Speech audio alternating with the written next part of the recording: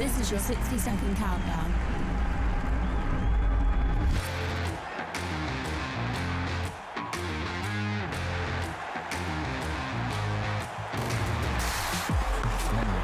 Just swept away. Got straight through.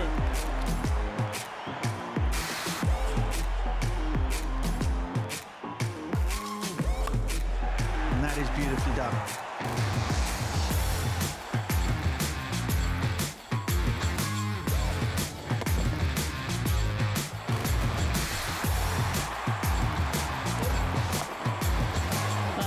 Very good off the bat. Cut away.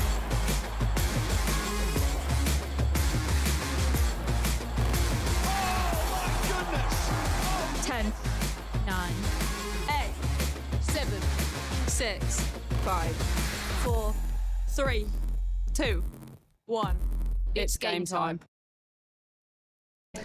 Hello and welcome to a sunny EdgBLASTon this Wednesday afternoon. We've got an absolute blockbuster matchup for you this afternoon. The Bears taking on Surrey women. So it's actually top of the table versus third. I'm Georgie Heath. I'm joined by the wonderful Mel Farrell and Bear herself, Chloe Brewer, still dealing with some injury recovery at the end. How are you both? Do you know what? It's great to be back here. I was here for the test, but it's really nice to be back here on Bears TV. This is my debut. Me too. Me too. Oh. Excuse me, Chloe. I'm clearly a veteran. I don't know what's gone on here. Where's our cat presentation? I'll ask next door. Maybe this second innings we'll have a cat presentation up here. And how are you, Chloe? How's the injury coming on? Yeah, it's going well. I'm back on a bike, so really pushing. That doesn't sound fun. I think I'd rather be injured. No, thank you. But so today is all about top of the table versus third in the table. I was at the Surrey game the other day, the tie with Essex, so they're looking to try and get back to winning ways. But Chloe, I want to come to you for the Bears. How are they all feeling? How's the squad feeling? Can they take down top of the table today?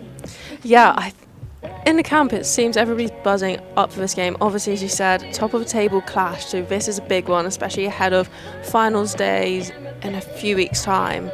I think the girls will be buzzing. I think it will be a really good battle out there because no team's gonna want to lose, are they? Both been winning pretty well recently. Before the break, the girls have won quite a few here on the bounce, so they had one away at Lancashire a few days ago and they're back, so they're going to be buzzing to be back in front of the EdgBLASTon crowd. And Mel, as our resident Aussie, I want to come to you to talk about the battle of the sisters. It's Harris versus Harris. This is absolutely mouth-watering matchup, these two. I love this because they're both possibly the most competitive players in the women's game and both unbelievable as well when it comes to their strike power. But Grace Harris, I just want to point out for Surrey, she is their highest wicket taker. She's taken 10 wickets so far this season, but made a duck egg last time she came out. So whatever she's doing, she's going to be in the game, whether it's taking wickets, whether it is smashing the ball around, whether it is making everyone laugh by the crazy things she says out there. She's such an entertainer.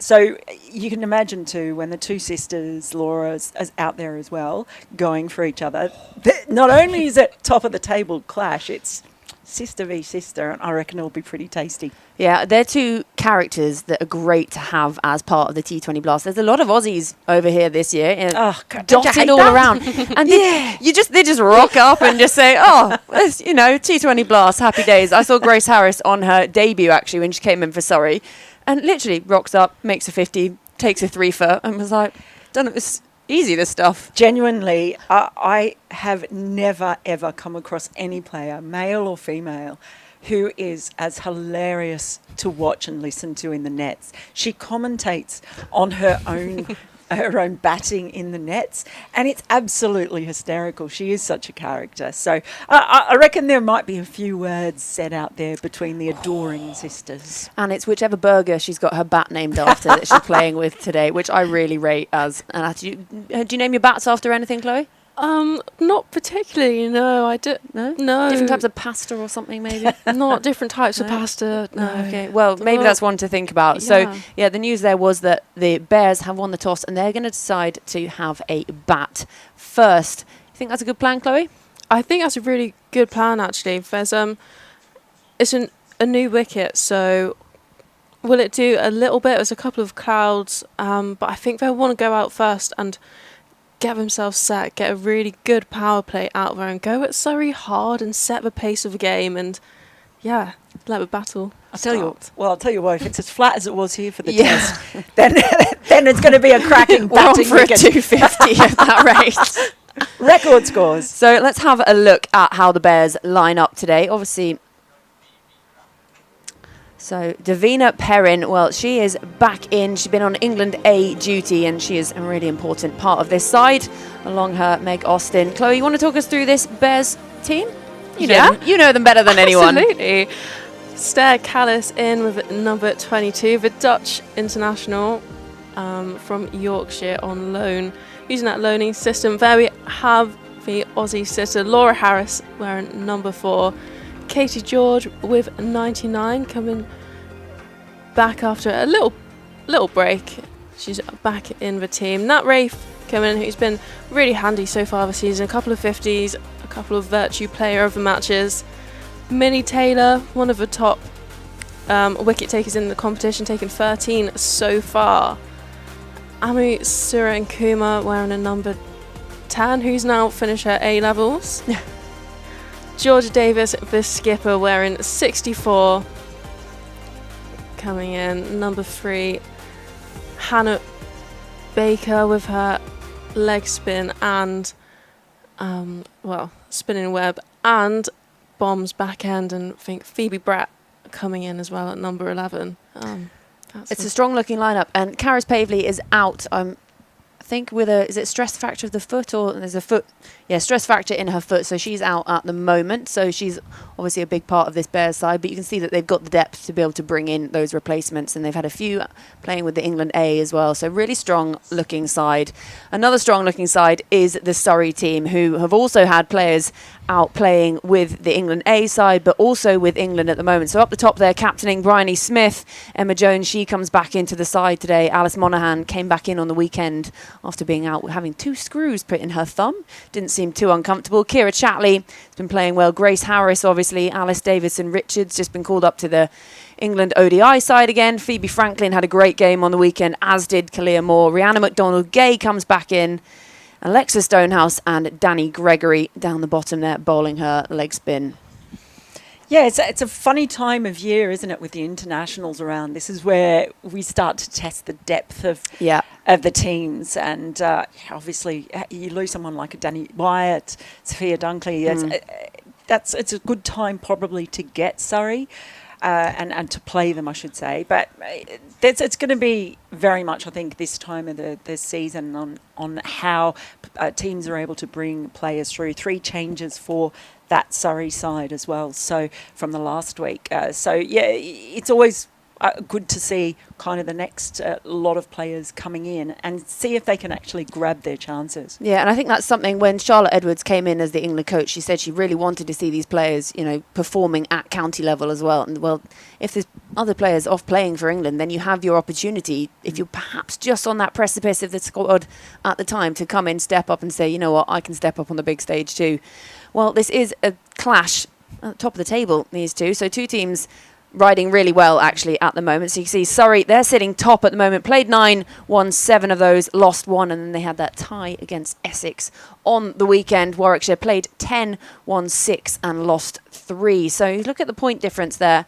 They really want to bag these points today, Warwickshire, to try and push themselves up that table, because the one loss Surrey have had so far in this T20 Blast is to the Blaze. So it's still all to play for, because we are coming to the pointy end of the competition now. Obviously, the end of the month will be the first women's T20 Blast finals, and that in itself is a really exciting prospect. Mel, you've seen a lot of women's cricket all over the world, but now England, they seem to be really stepping up theirs as well. We've got a standalone T20 Blast finals. It's now aligned with the men's, which I think is a really, really good step this year. What have you made of it? I think the structure of the women's game over here, the whole domestic scene is actually a lot better the way it has been set up now. It's taken a little while to get there. You had the Kia Super League coming through, and then you had the 100 coming in, and it's kind of felt like it's been waiting to settle. It's been a bit beholden to the men's game. But now I think we've got a really, really good structure, and I'm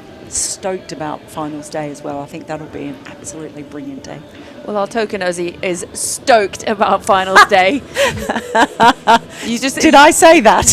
You say it without even realising. You'll be throwing in the far out next thing you know, and munching on Tim Tams behind the screen.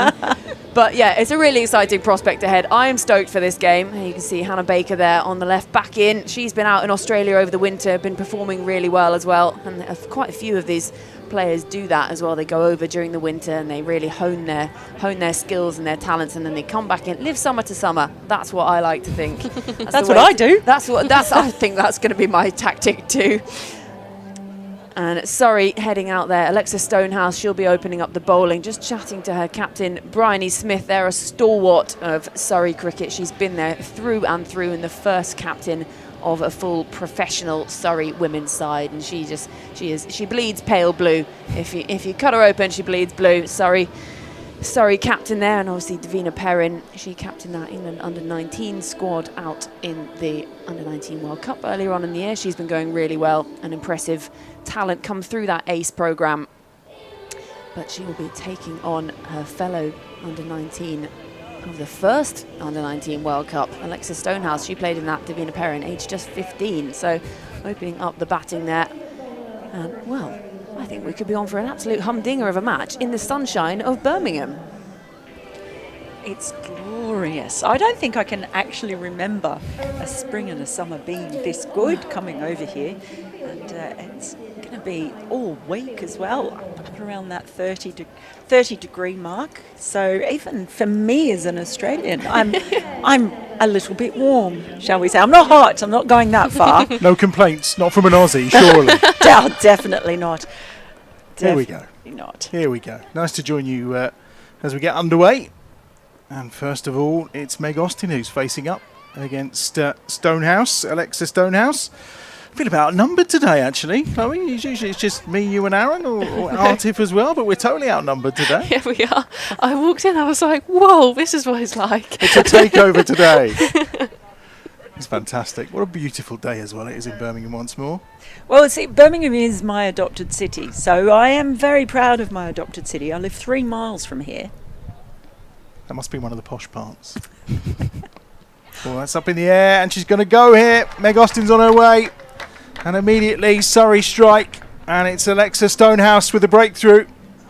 And Austin's on her way. Only the second ball of the game, and not the perfect start here for the Bears. And Austin's away. Stonehouse with the caught and bowled. And it's 0 for 1. That's not the start that we wanted. Aaron updated me earlier with the average power play has gone up by 1 run, so it is now 45 for 1. Yep. There we have it. There we have it. So we've lost our 1 wicket for the power play. Amu Surenkuma comes in to replace Meg Austin. Interesting call this one as well, isn't it? Obviously, Izzy Wong has been slated to come down in the power plays. Let's have a look at that wicket again. She's looking to turn it on the leg side, wasn't she? But leading edge. Yeah, maybe just a little bit of extra bounce as she's trying to sort of swipe across the line. And just early on, yeah, she's hit the deck really hard there and got the rewards. Just that little bit of extra zip off the pitch doing the trick for Surrey first up. Great to get a wicket for them so early in the match.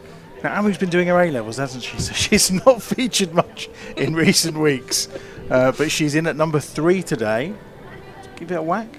Yeah, I think that'll be the messages to go out and be positive. She hits a really long ball, so if she can get into her innings here. Get something on the first ball.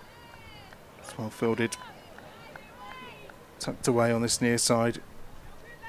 With Emma Jones fielding that. So we never, is it the posh part of Birmingham? So I live near EdgBLASTon Reservoir. Oh, well, there we go, look. I wouldn't Higher say class. posh, but I do love it, because it's like I've got a lake in my backyard.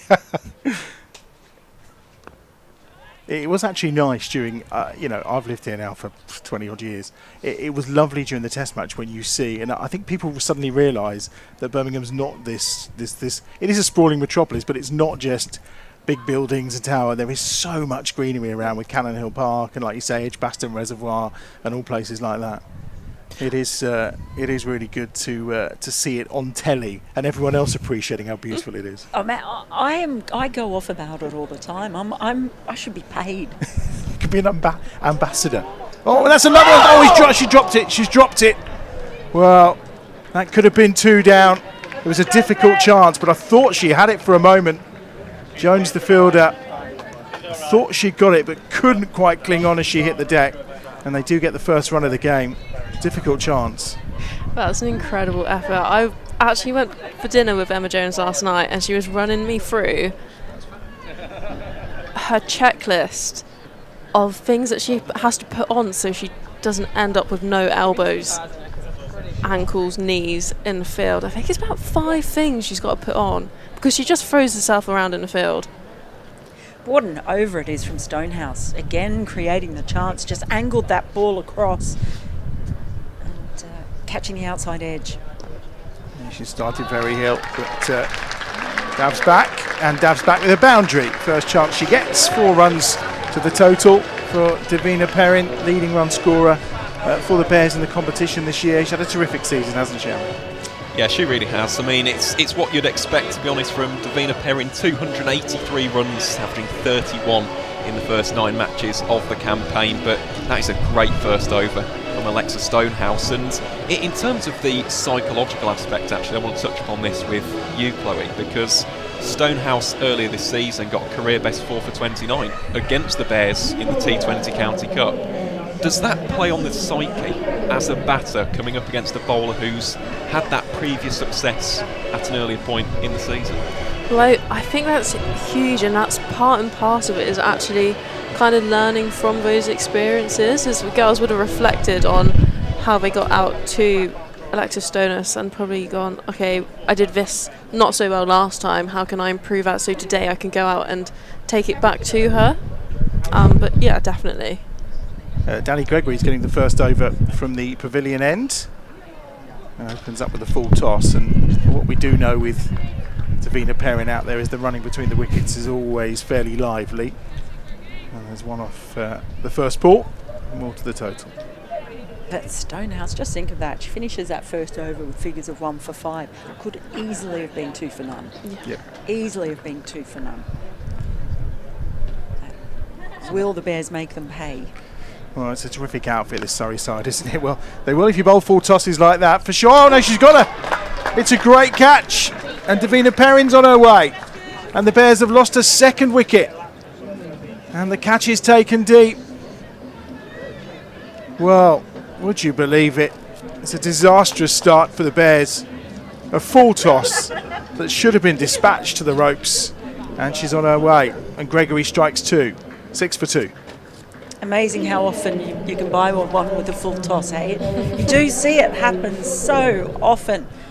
And on this case, Gregory just getting started. I think, like it often does, maybe just a little bit surprised by it. Well taken in the end. They're out of the game.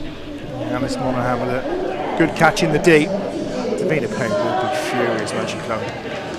Yeah, I think she will have actually shuffled down, and it just, yeah, she's said there, those kind of full tosses get people surprised, so I'm sure she'll be pretty upset with herself. Well, it brings Stair Callis to the crease, who was in pretty decent form the first half of the campaign. She went back to Yorkshire, of course, and seemed to carry on, Aaron, while she was there, didn't she? Yep, I can attest to that, having done the commentary up at Headingley and York this season. Yeah, she's a fantastic cricketer. It's Stair Callis, scores all around the ground and loves facing off against leg spin early, so let's wait and see what she's got in store for us here. They just need someone to settle them at the moment. There have been 3 chances in 8 balls. It's the pads, but half an appeal from Danny Gregory. Pitching probably outside leg stump. 6 for 2 then, midway through the 2nd over. Could easily have been less than that for Big 3. good. And that's what I mean by creating those chances and just needing someone to calm things down for a little bit. Perhaps Callis can be that. Well, the wickets have been so good here. This is a fresh strip again today that they're playing on. After the interesting wicket for the Test match again that provided such entertainment. Probably one of the hybrid pitches again will be in use here for both games today. Of course, there's a men's game coming up later. We'll have a separate stream for that for you at around about 20 to 7 this evening. That game underway from 7 o'clock, of course. Plenty of drama to go here, though, this afternoon. Turn around the corner that time by Surrey Kumar, and there's no run to the total. They won't panic, though, will they? I don't think There is no panic ever. No. For girls, for batting lineup, that's so deep. I think you can put a lot of faith in the lower order. So, no reason to stress. We talked about a good opening over that we saw. That's a good shot. Really nice for 4. Surrey Kumar just decided to take advantage of that field being into Danny Gregory's last ball. It was an excellent first over from Alexa Stonehouse, and that's pretty good as well, coming from Danny Gregory too. She picks up a wicket, and at the end of the second over, we are 11 for 2. Yeah, that last shot really was lovely. Just saw it beautifully. And, great awareness just of where the field was at that point in time. So good for the Bears to just get bat on ball for a few balls there as well, and just get the first boundary away too. We need to check on Chloe. The recovery's going well. Obviously, last time we were here, you just started on the bike. I hear now you're being punished on the bike. Yep, I would agree with that. Yep, a sweaty mess, of myself emerged from the gym earlier, so I've been pushed hard, but it's good to actually get back on it, really. Yeah, fantastic. Obviously, Caris Pavley is the latest on the treatment table with a stress fracture, having been away with England A as well. So disruption, but I mean, you mentioned that, Mel. I think really testing the depth of these squads now, isn't it? And I think that's a good thing. You can look at it different ways. Stonehouse's second over then. She's getting some nice lift and bounce from this surface, isn't she? Yeah, just hitting the deck quite hard. There's been a lot to like about how she's bowled so far, Stonehouse. What's her season look like so far, Aaron? I'll get you that after this next delivery. 11 for 2 then. A few scudding clouds around in the EdgBLASTon skies, but set fair for a beaut of a day. Just noticed I find myself lapsing into slight Aussie phrases there with you here, Mel. I can't believe I said stoked in the beginning. Do you know what? Do you know what's really funny? I go back to Australia and everyone teases me about my English twang. Oh, do they? Yes, they That's do. fantastic. And then I come over here and tell people that, and they laugh. But I've never picked up a Brummie accent. Angled down. They'll just grab one. It's well run between Callis and Surrey Kumar. On to 12 for 2. You've been up in Scotland as well, haven't you, for a bit? Yeah, and I'm a bit devastated today because Scotland have been beaten by Italy over in those ICC Men's T20 World Cup Europe qualifiers. But yeah, I've been up in Scotland. I've been in Italy for the Women's T20 nice. World Cup qualifiers. There's as well. worse places to go to watch cricket. Rome. Cricket in the outskirts of Rome. It was dreadful, honestly. I don't know how. Horrendous. I don't know how I put up with it. And then I've been all over the counties as well. It's well fielded. They will get through for a single though. Could have been risky if that throw had been anywhere near the stumps, I think, but chance was taken. 13 for 2.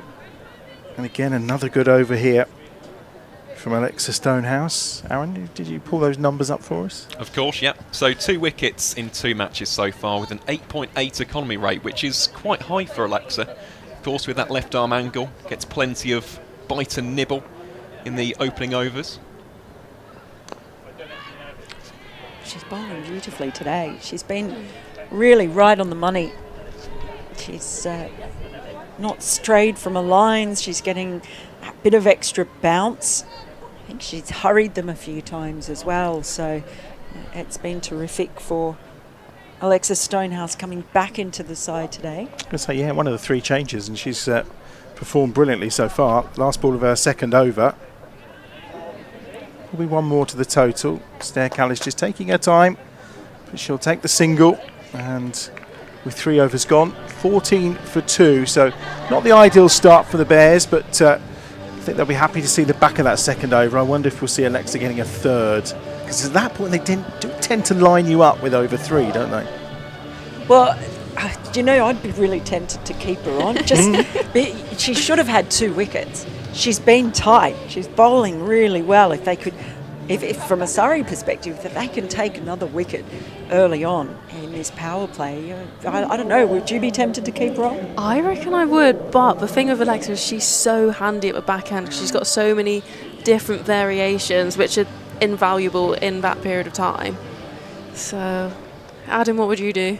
Well, you know me, I'm a fan of Izzy staying on for a third, because I think Izzy bowls up front incredibly well. And when she's in that run, as they tickle that one away, this could be a boundary, and it's not quite going to have enough to get to the rope. So I'd probably be tempted to go for a third over as well, to be honest. But like you say, she does have that variety, doesn't she, at the end, which can be so useful. A couple more to the total for the Bears. In fact, I think they've got 3 away there. 16 for 2, and just 2 off that ball. Bryony Smith is into the attack, the captain from this pavilion end. Just through the hands, just for a moment. It's going to go to the boundary ropes for 4 for Staircallis, but I suspect her heart would have been in her mouth for a moment then, like mine was. It wasn't far, but she'll say, no, I was in control of that the whole time. Nicely pulled. The umpire possibly could have caught that as well. Lazy, poor effort from the umpire, but Staircallis doing exactly what she needs at the moment. She's steadying things, but she's still scoring runs. If just put out a deep mid wicket for Staircallis as well.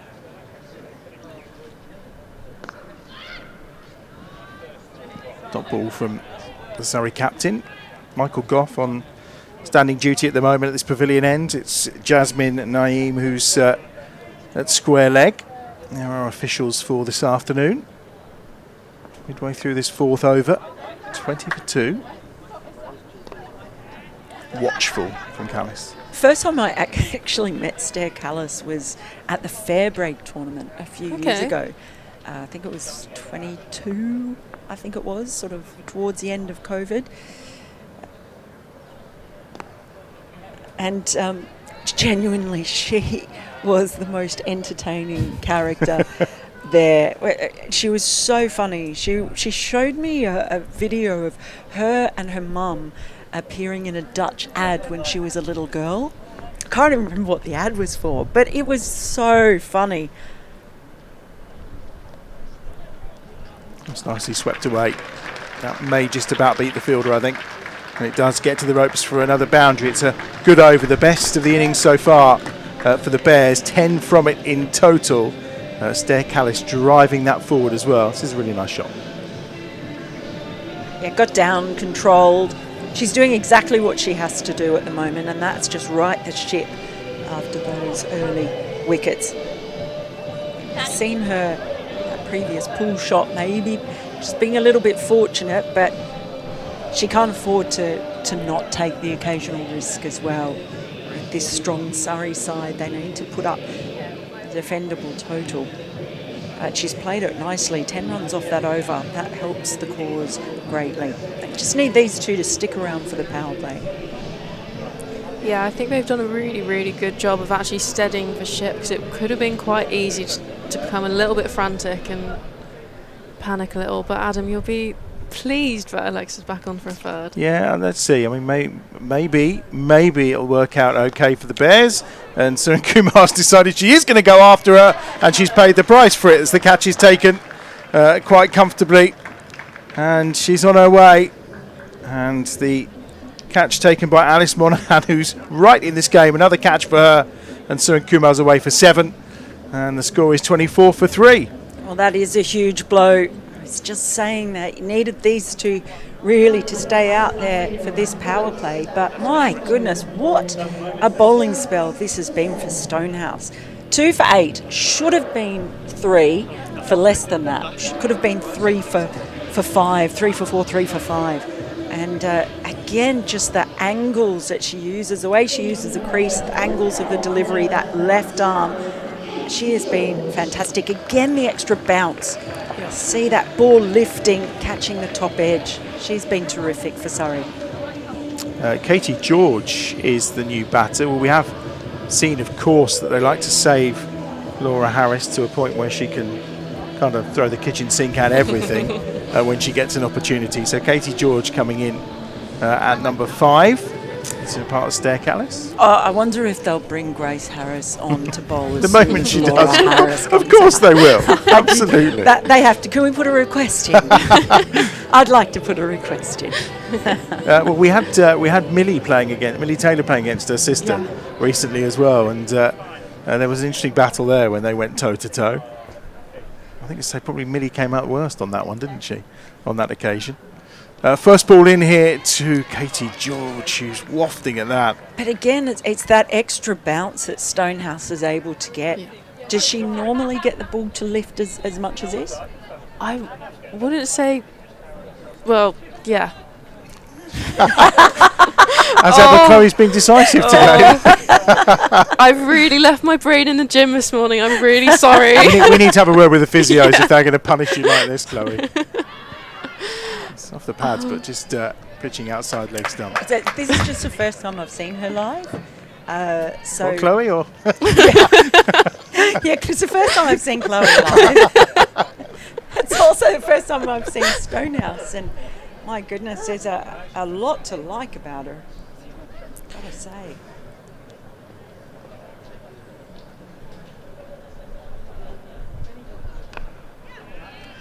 I'm going to try again. So, Stonehouse, I've played with her for years and years and years. I was at Surrey a few years ago, so I came through the county age group, and she's always hit that hard length hard, and she doesn't leave from that position. I think that's what we're seeing today is a hard, fast track, and she's getting it through, hitting the spice of a bat, and I think, wow, her figures really show. I mean, there's 2 balls to go in her third over. It's remarkable so far, 2 for 9. And as Mel was saying, could have been more than 2. It's a lovely shot though from Stair Callis. Just waited for it. Looked so stylish. Not a lot of effort in that as well. All looked about timing. She's so good square of the wickets, isn't she? Either side of the wickets, Stair Callis.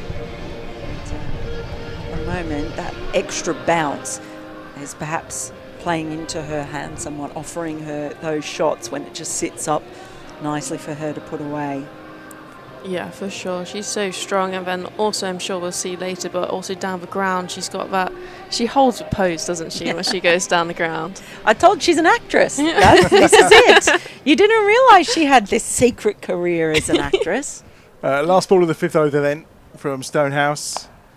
And again, that's a nice shot played away by Stair Callis once more. It could be back-to-back boundaries here, and it is back-to-back boundaries. So it turns into a really good over, and denting Stonehouse's figures just towards the final ball of that 3rd over. But that's 5 overs gone, and the Bears on 33 for 3. Every great team has its unsung heroes. The all-rounders, the heavy lifters, putting their organisation on the map. We're talking about you, the humble IT engineer, supporting EdgBLASTon across the season. They're the ones delivering, day after day.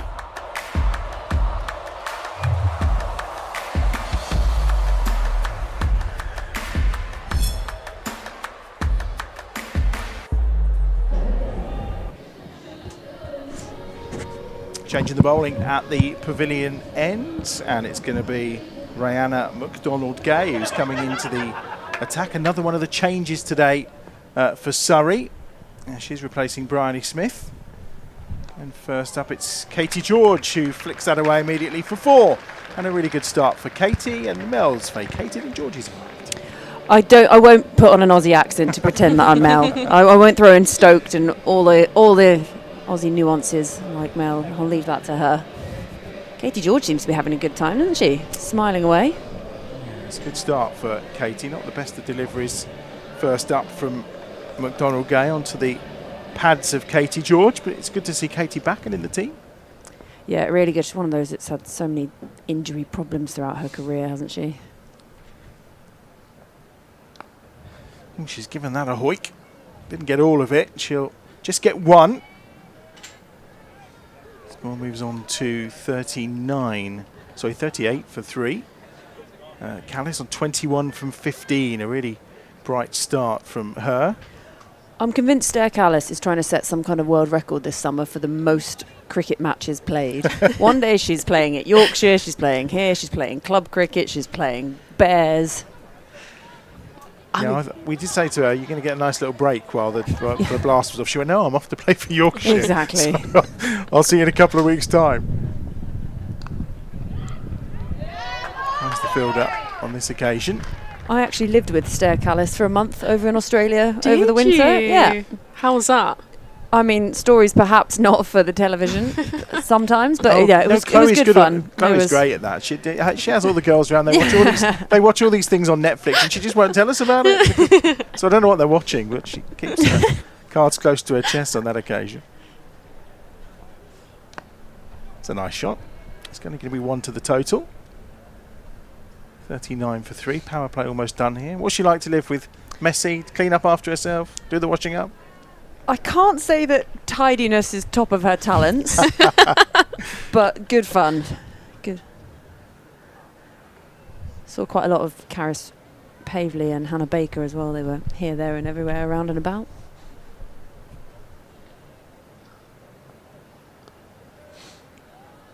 Oh, that's a misfield. That's going to get 1 there off Katie George.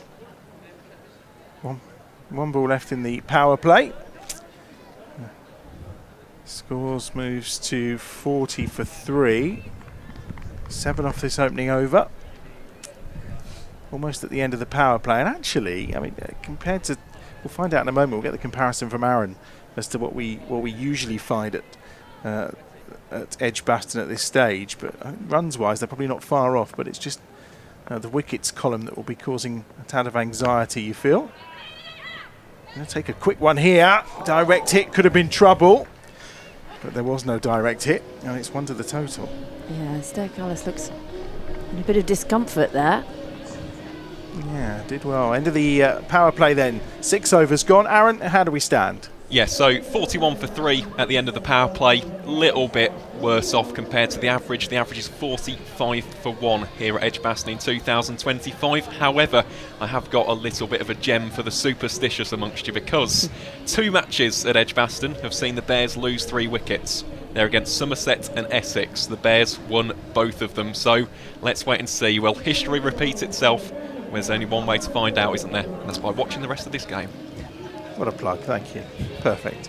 There is another game going on this afternoon as well, isn't there? And it's quite an important one, because it's the Thunder against the Hawks, who are obviously queuing up behind the Bears. 7 points back, I hasten to add, but we'll keep you abreast of that as we go through the afternoon as well. Looks like Bryony Smith's back into the attack. Have you shared a room with her? House? I have not shared a house with her, no. Just Stair Callis. It's gone through the legs that time of Emma Jones. It's just going to be 1 to the total though. 42 for 3. So did you spend some time in Australia then as well? Everyone's got Australia doing to Chloe. What are we missing out on here? No, honestly, I think we need to get ourselves out there.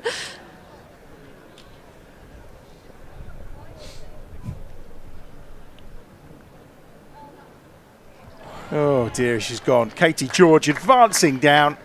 And it's good work behind the stumps by Kira Chatterley, and she's on her way. George is out for 7. It's a 4th wicket down, 42 for 4. Yeah, Kira Chatterley not going to miss out on that one. She's really been phenomenal behind the stumps this summer, especially, and she's been good with the bat actually as well. Captained in the absence of Bryony Smith as well, so she's just in great form. She was not going to miss that one. Bryony Smith just pushing it that little bit wider, tossed it up. Katie George's eyes sort of lit up. And now she's got to go on her way. 4 wickets down now, the Bears, 42 for 4. Well, I still don't think we're going to see the arrival of Laura Harris just yet. So she stays in the hutch for a bit longer. Yeah, I was just looking down there, and we saw Laura Harris walk past earlier, and I was saying she's got such a distinctive walk, and you can spot her from so far away, and that did not look like a Laura Harris walk. No, certainly not. Let's have a look at this ball from Bryony Smith. Bit of flight, wasn't there? Katie George very excited at the prospect, Chloe. That's always a thing. Your eyes light up and then you're on your way back to the dugout. Just part and parcel of it, but it's unfortunate in this situation. But Nat Rafe is coming in, who's kind of mopped up earlier. She's got a couple of 50s in under her belt so far. So Yeah, she's been in great nick, hasn't she, this tournament so far, as Nat Rafe. They're going to need her here. And these two, this partnership could be quite crucial to lay that platform for Laura Harris when we get towards the latter stage of the innings. She's off the mark anyway, first ball. I'm thinking Nat, average-wise and strike rate, has been pretty decent, hasn't it? Very, yeah. She's had a couple of red inkers too, hasn't she? Yep, which always helps. Hammered away by Stair Callis, just for one. You've got time to elaborate on those numbers if you want to. Oh, have, absolutely, yeah. 192 runs, averaging 38.4 this season, and the strike rate are very healthy, 142. So, yeah, Nat's been in terrific form, and the Bears need that foundation, don't they, for some late order hitting. Yeah, if we're going to see some fireworks from Laura Harris for sure. Lovely ball from Bryony Smith. Just beating that Wraith outside the off stump. Really good over this. You've seen quite a bit of Surrey, haven't you? This is. I have. I've been around the traps with Surrey this summer. Gonna be one. I'm going to look for a second, but I think it'll be a bit too risky. And that completes the 7th over. 45 for 4 after 7 overs.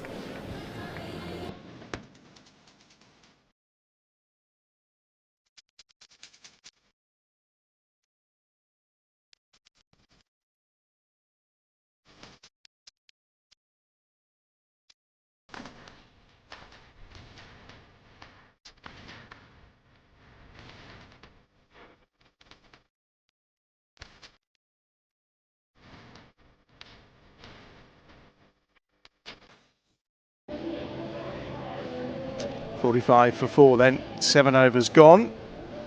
25 for Stair Callis off 20 balls so far. And Danny Gregory's back. She had a really good first over, taking that wicket first up.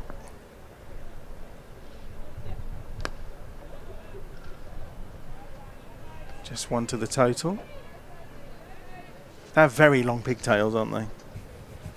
Yeah, they were driving me mad. I think. That's what I was wondering as you're bouncing in. I'm trying to imagine how you. It's not a problem I have. I'm trying to imagine how you how you can cope with pigtails bouncing around as you're on your run on. But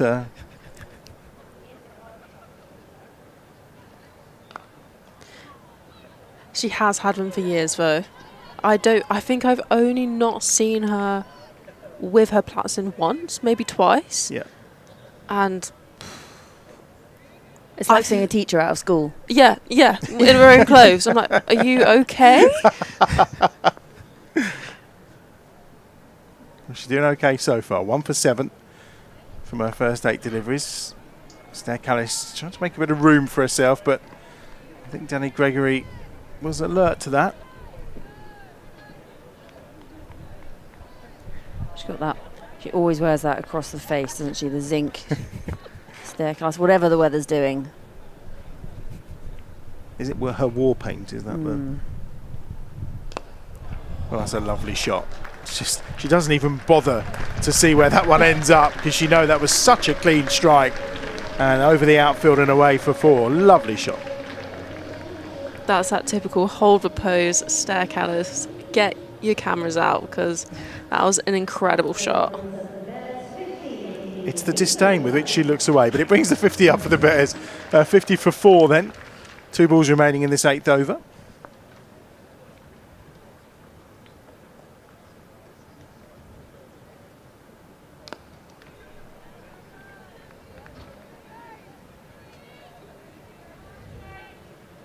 Just one more to the total. Yeah, she's been in such good form, hasn't she, Stair Callis? And maybe that's just because of the volume of cricket she's playing. And I know it sounds so stupid, but the more cricket you play, the better you're going to play because she's just so in it. You know, she's mentally there the whole time. There's just game after game after game. Also, I'm guessing as well, when you're in that kind of form, you just want to play, don't you? You know, it's like literally any given opportunity, whether it's, as Mel was saying, she's been playing club cricket, she's been playing for Yorkshire, obviously playing here. She just wants to play. And when you're hitting it so well and playing that well, you just can't get enough, can you? No, it just carries on, really. Your form just continues. Obviously, she's spent 6 months out in Oz, so I'm pretty sure she's just brought her form back and hit the ground running when she's come back here and been cashing in for the Bears. 8 overs gone then, 52 for 4. And her role in this innings and where the Bears end up here is going to be quite crucial now, isn't it? Yeah, I think this is the partnership that will form the platform for the back end of the innings. I'm looking to be explosive during that last 6 or 7.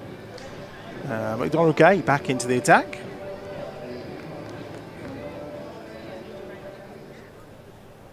Eight off her first over.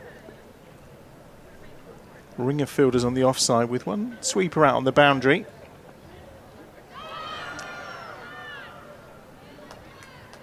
Going down leg side. She's another bowler that's really come on sort of leaps and bounds in the last maybe 18 months, you'd say. Rihanna McDonald-Gay, she was part of that initial under-19 squad for that first World Cup, and then she made her England debuts in all 3 formats last year. She had to go over and be part of that Ashes that we don't talk about too much. About that, yeah. Yeah, we don't discuss that. But she's really matured as a cricketer and is sort of bringing in different variations, and she's part of this Surrey setup as well, and she's been come through the ages with them, and she's just really maturing into a very fine cricketer. It does feel like with all of this we're on this kind of road of discovery, and just as this tournament's continued, it's like we were saying about the depth with players being chosen for England A and England. It is something that needs to happen, isn't it, to test out the depth and see where we're at, because it is a voyage of discovery more than anything else, the way the professional side of this women's game now. Yeah, I agree with that, actually, especially because there's so many more games. Even from last year, there's an increasing games for A-Tour obviously coming in. So, yeah, it just pushes, and then younger girls get opportunities, which is really great for creating that depth and making it stronger and deeper. Yeah, obviously we saw Phoebe come in and play particularly well against Lightning the other day. In the side once more today. Looking forward to seeing her bowl later. It's one more to the total. Also, when you think about Davina Perrin and her age and where she's at right now already in the game with England A, it's extraordinary. Yeah, it's astonishing, isn't it? She's just so cool too. Yeah. That's just not fair. I feel older and older the more I do this job. 55 for 4. 2 balls left in this 9th over. Slower ball. I think also what's really exciting, yes, we talk about the youngsters coming through, but the opportunities that it's giving players who've been almost there for the last few years. So someone like Emma Arlett obviously springs to mind straight away. She's finally got that opportunity and she's really taken it with both hands, and it's great to see that, you know, if you do just keep grafting and grafting at this county and regional and 100 level, you will get that opportunity at the next level. That's a really good over in the end. 5 singles from it, and the score moves on after 9 overs to 57 for 4.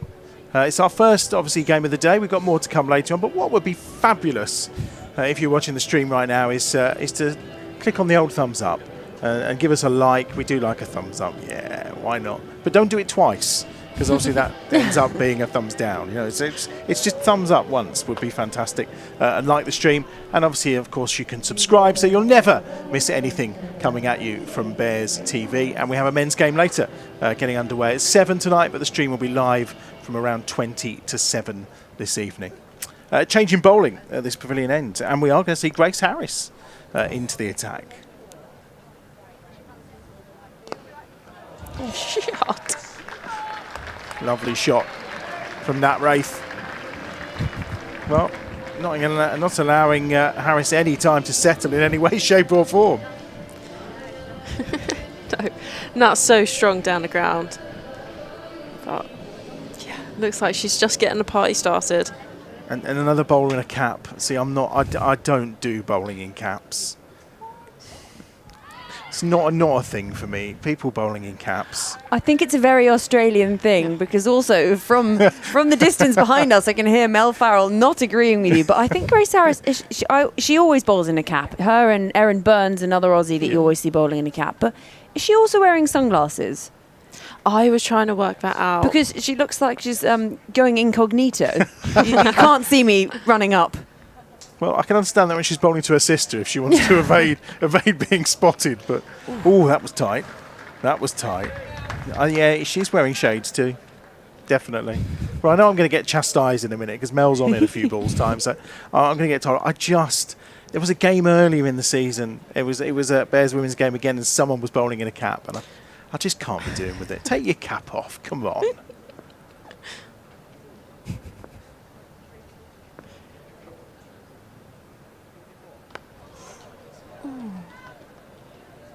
She saw a bit of movement coming there and just dropped in a bit shorter.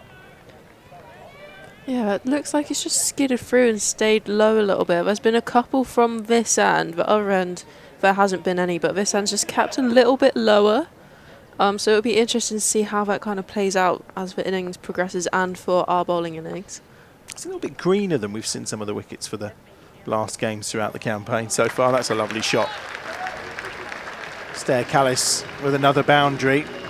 How many is that now, Aaron?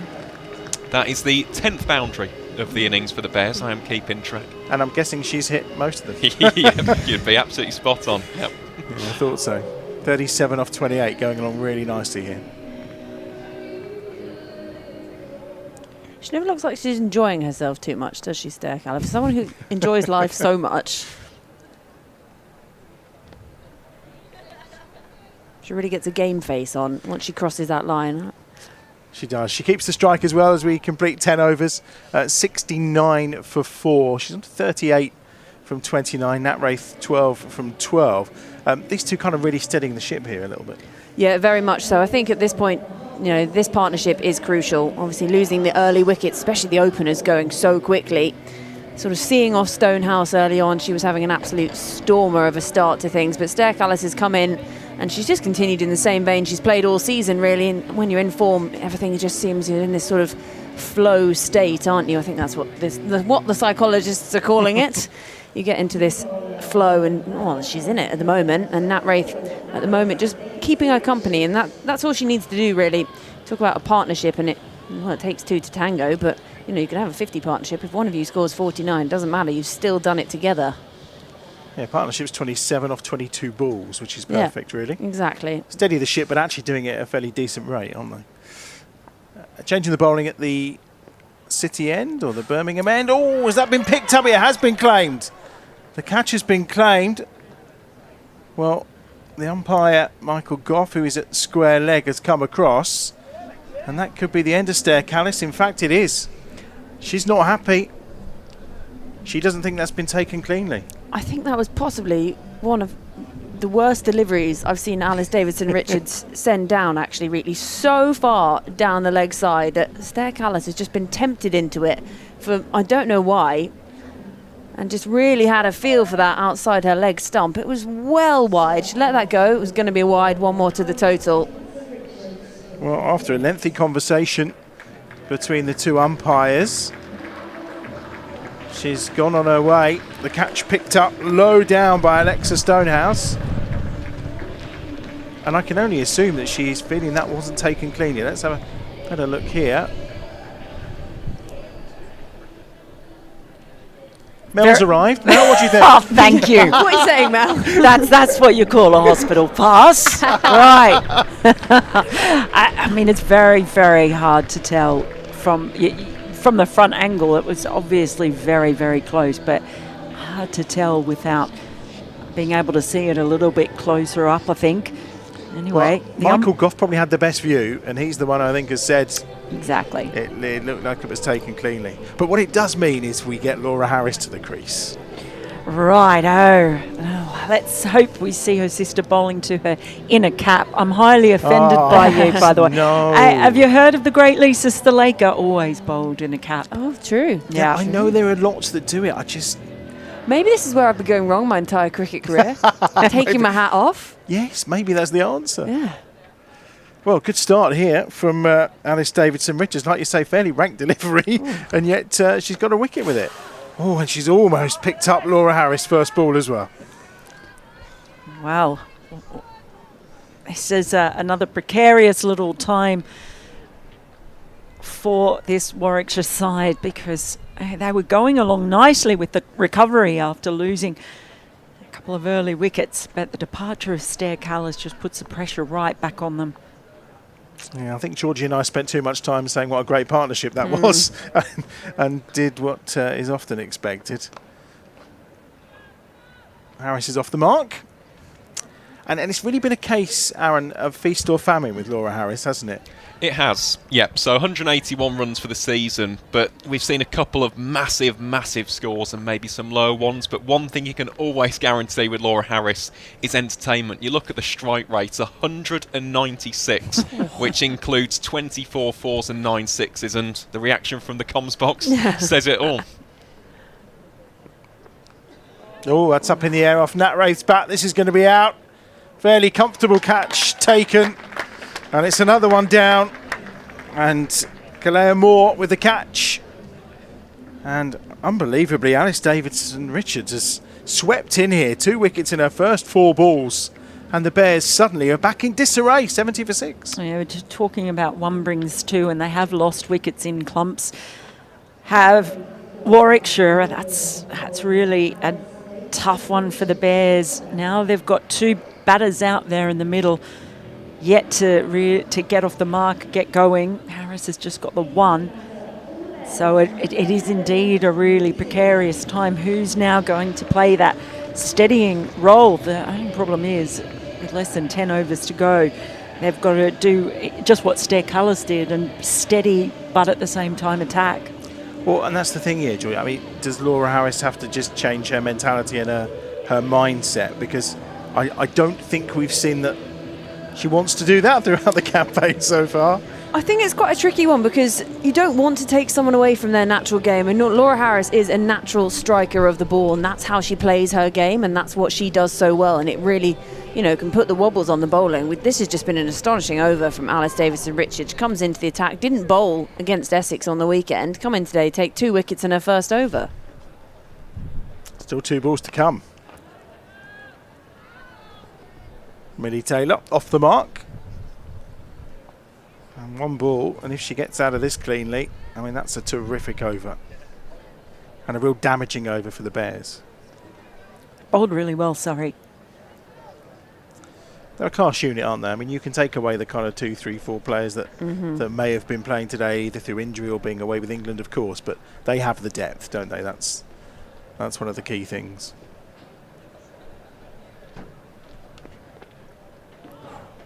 Shorter ball, gets away with a dot ball as well. Terrific over.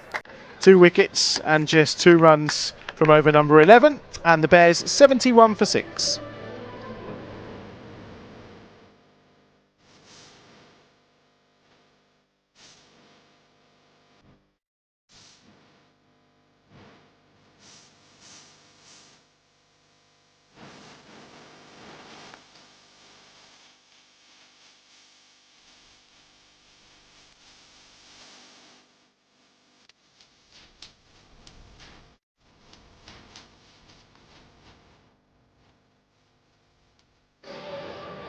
I mean, what I will say is you're the only 2 who dance to the music on the adverts that we've had in the commentary box all season. But I'm here for it. It's fine.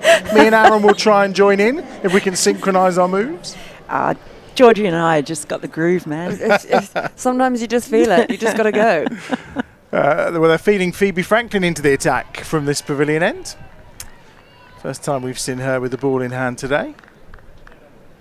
I mean, at this stage, 9 overs to go. What are we looking at for a realistic target?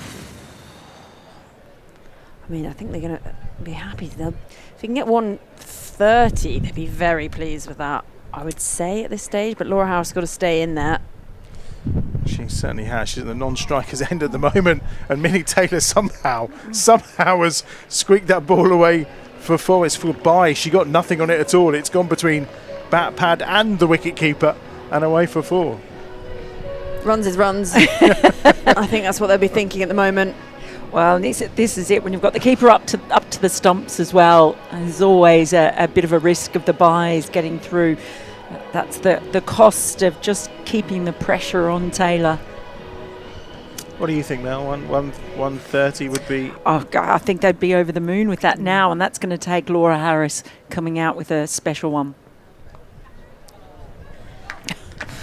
Well, outside edge this time for Millie Taylor. At least she got some bat on this one, and that's away for 4. Well, a bit like Georgie said in the last time, runs as runs. That goes down in the books as a 4 to Millie Taylor, but it's somewhat streaky, shall we say. Yeah, when Aaron's crunching his numbers in years to come, it's not going to say that came off the outside edge, is it? Written in a different colour for streaky runs. Well, if you're gonna edge it, at least get enough on it. They've got a fielder in there in a catching position now. Big swipe from Millie Taylor. So I was saying 130 they might be pleased with, but sorry the other day, and they were without 7 players that would have normally been in that squad. They still managed to get themselves up to 159 against Essex. Obviously that then was adjusted with the rain, ended up in a tie at the end, but that was because everyone really contributed.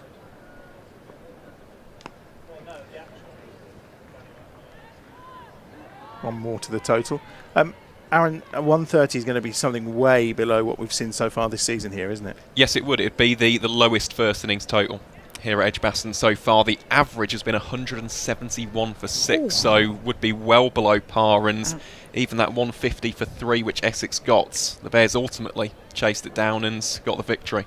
What's been the lowest first innings total so far this 150 for 3. That is it, okay. Yeah, they're averaging 161 in each game. That's up in the air. Is there enough of that? There is. And it goes one bounce for 4. It was a tight call. But Laura Harris is off and running with her first boundary. 84 for 6. She didn't get all of that at all, but it just shows the power of Laura Harris. It was an almost an awkward-looking cross-batted shot, but it still ends up getting the boundary. 13 off the over as well. That became a very handy over for the Bears. Millie Taylor on 6, Harris on 5. So 8 overs to go. Yeah, they've done really well at home here. And away, actually. They've scored runs by the bucket load, really, throughout the campaign. So 130 will be something they're not used to. They've not really had to try and defend a total that small. Well, let's see. I mean, if Laura Harris goes on a bit of a tear here, we could be in for anything.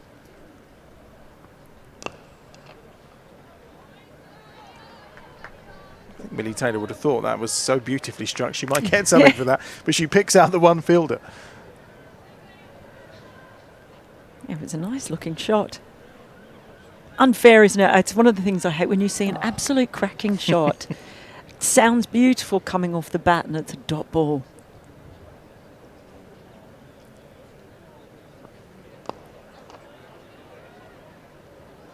Just one more to the total. She wanted a second one there, Taylor, but I think this is the right result. Getting the single early in the over, get Laura Harris on strike. Yeah, Laura Harris wasn't even making eye contact. She was already facing the other way, adjusting her pad. Not a chance she was heading off back up the wicket. Yeah, you stay down there, Pet. Yeah. She's eyeing up that shorter boundary on the leg side here, isn't she? She's had a good look at what's out there, of which there are 3 fielders, I think, on the ropes. Yeah, but they're not required. Not required. She's going to chew that up and spit it out every day of the week, Laura Harris. Just a juicy full toss and the short boundary. Easy as you like. Yeah, and again, I know it was a full toss, but she's just flicked it. She's not even put anything behind that. Effortless. Yeah, this could be fun. Look at that. She just waited. She waited and waited for it. And just that little flick at the end. Questions here for McDonald Gay to try and answer. Oh, well bowled. And she does. Good response. Yeah, really good response. Because one thing perhaps you can do, if you can just get a few dot balls at Laura Harris, you know that she's not going to hang around for long. So just being able to dot her up a little bit. If you can get that, maybe just put that pressure on her and frustrate her a little bit. Slower ball. She waited for it, but and that's the thing. She almost looks frustrated and disappointed if she doesn't clear the ropes every ball. It's almost like that's the expectation, isn't it? Well, it's two that have been right up in the block hole. It's been a great response, this, actually, from McDonald Gay. The full toss was dispatched, quite rightly so, but the two after that just dipping at the last moment. I wonder if we might see Grace from this pavilion end. Yeah, what's going on? Where's Grace?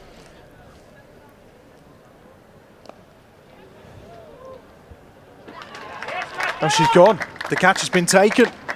Well, that's what we say. It was effortless again. It was a flick of the wrists. But as ever with Laura Harris, it's a quick fire 11 and she's on her way. And the wicket picked up by McDonald Gate. 91 for 7. It's just gone down the throat of Kalia Moore. It's that short boundary out there again. She was eyeing up her second 6 of the over and just didn't quite get enough on it again. The first time it was a pretty nonchalant flick for 6, but this time just not quite as much, and Kalia Moore didn't have to move really. Straight down the throat, into the bucket. And Rihanna McDonald-Gay gets her woman. Yeah, great work by McDonald Gay as well. Dispatch for 6. She saw that she wanted to go leg side, actually followed her as well. And previous 2 dot balls she bowled just increased that pressure. Harris feeling she had to go. You can see she tried to give herself a lot of room. Just didn't get all of that one. No, it's not even almost a full swipe of the bat, is it? It's a real, just kind of casual flick, trusting in the power and the timing. But on this occasion, not working out for her. She's on her way. The skipper comes to the crease, Georgia Davis. 91 for 7 then. Well, you're right, I think at the moment, getting to 130. I mean, batting out the overs is looking like it could be a challenge here. Yeah, wickets in hand, the real problem for the Bears.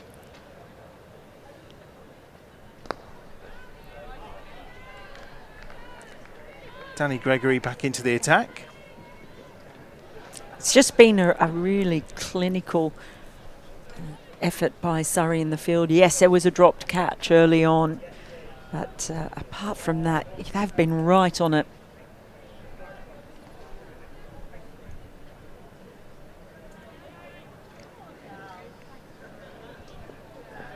Just wondering if the ball's been just stopping, holding in the pitch a little bit as well.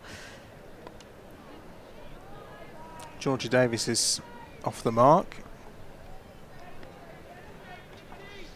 We have seen that actually. I think last time out when the men played Worcester here, the wicket on that day it just did stop a little bit at times, produced a fairly heart-stopping finale, chasing a low total, but they got there in the end. But generally, as you can see by the average scores that the Bears have managed, they've been good wickets to bat on for 20 over games. Some of them have had six innings on as well, being those hybrids. Take nothing away from this Surrey bowling performance, I think.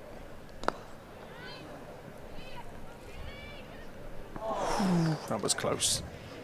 Would have been out, I think, if there was a direct hit. Yeah, that was tight. Millie Taylor running to the danger end. Had to get her skates on.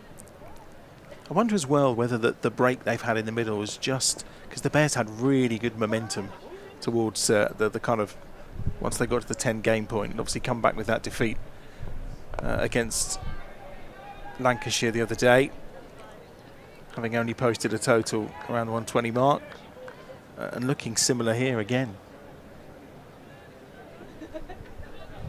Yeah, you wonder if you can get a little bit rusty during that time. Sorry, obviously I was at their game against Essex on the weekend, and well, they did struggle a little bit up the top. They lost a few quick wickets and then managed to build again later on. It was just sort of getting back into that match mindset. Whereas the Essex side they were playing against had real struggles the day before, Yep. and sort of got themselves into the match mindset 24 hours previously. It's difficult because the men often complain about the Blast, don't they? When they're in the past, it's been truncated for them, and they go away and play 2 games of red ball with a kookaburra, and then they're coming back to play white ball again. And also the gap between the group stages, the quarterfinals, and finals day is quite. It's all about momentum, Blast cricket, isn't it? We've seen that time and time again. You really get on a roll, and I think the Bears were on a roll leading into the break, and it looks like they're just struggling to kind of get back at it. I'm still getting over you calling it a kookaburra. Yeah, I clocked it too. A Kookaburra.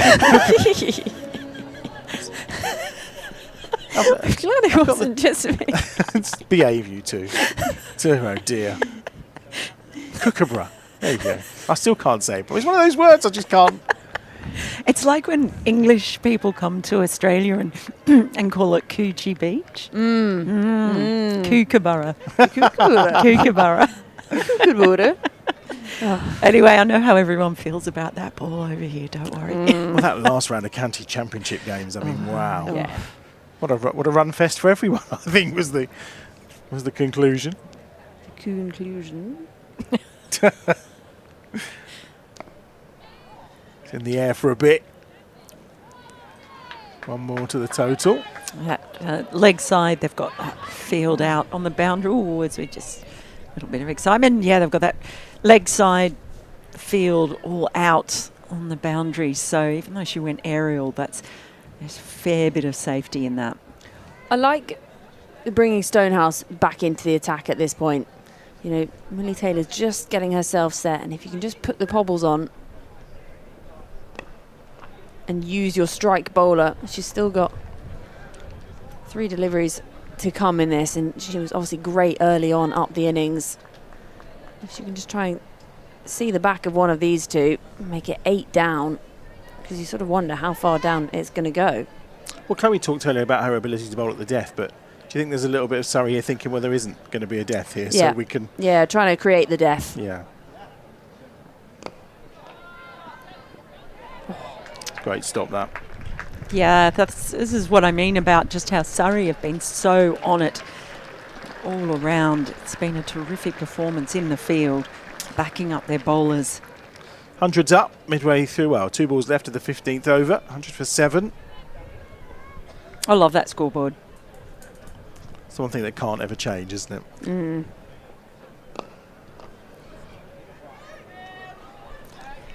Really well bowled. They're just keeping them to singles at the moment. And fair play to the Bears as well. They're at least scoring off most of the balls. There aren't actually a lot of dot balls, but it's where they can actually find the boundary just to get things moving a little quicker.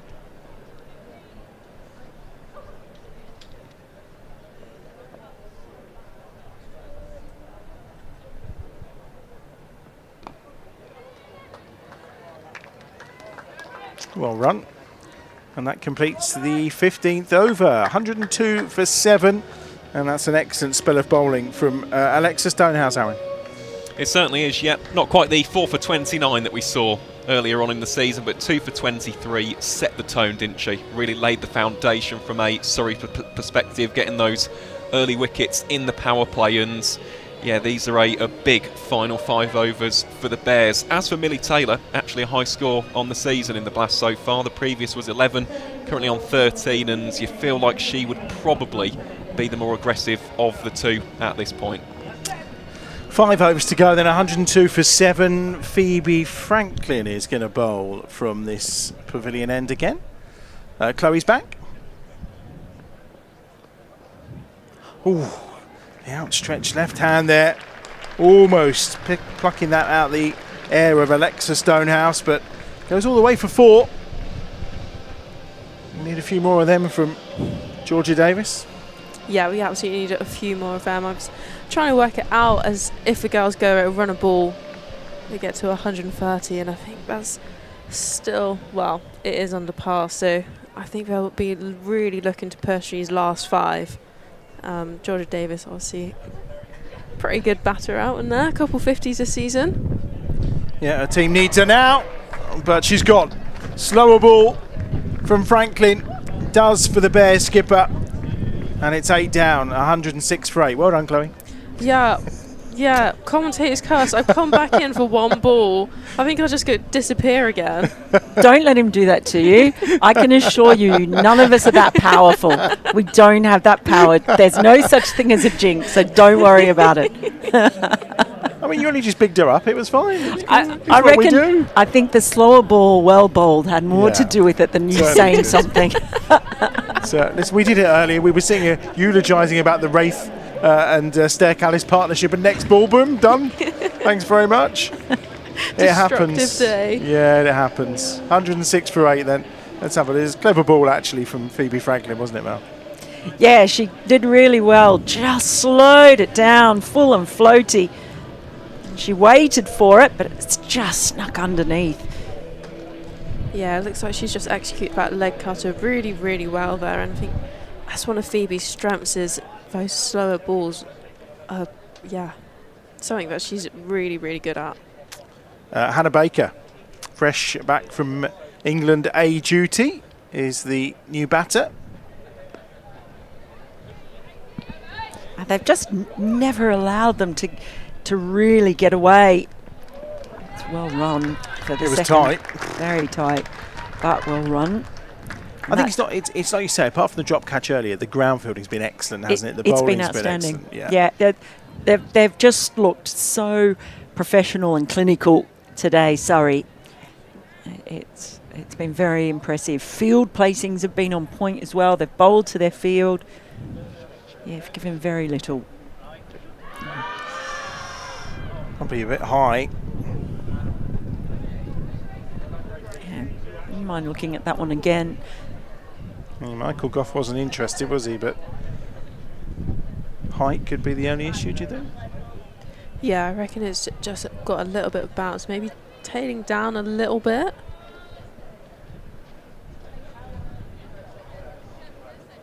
Yeah, I think both. I think going down and a bit high.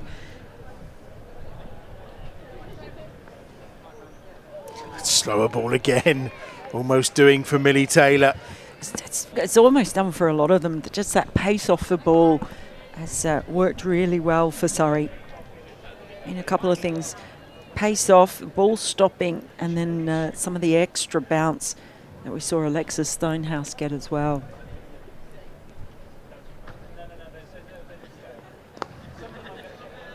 Yeah, I was going to say, I think the girls' eyes are almost lighting up because they can see it and they probably expect it to be a full toss. And then it will dip and it will drop. And that's where all the trouble kind of is. 16 overs gone, 110 for 8.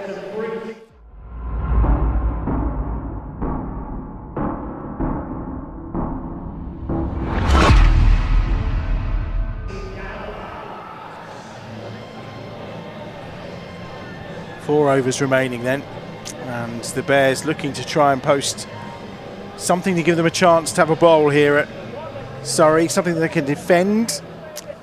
We mentioned earlier the Hawks are in action against Lightning. What's happening there, Aaron? Because that must be coming towards the end of the first innings.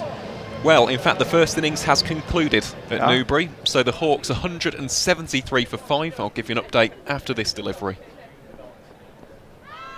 It's off the pads, but they're going to get through for one. Yep, and in response, Lancashire 81 for 1 so far. So just looking at that game, Eve Jones 42 from 29 and Emma Lamb currently 32 not outs from 22. So that is a huge, huge game. Those two are the chasing pack, both of them on 21 points. The Bears currently on 28. So it's... No sign of rain for a washout then, that would help. No. Unfortunately not, we're past that point. Damn.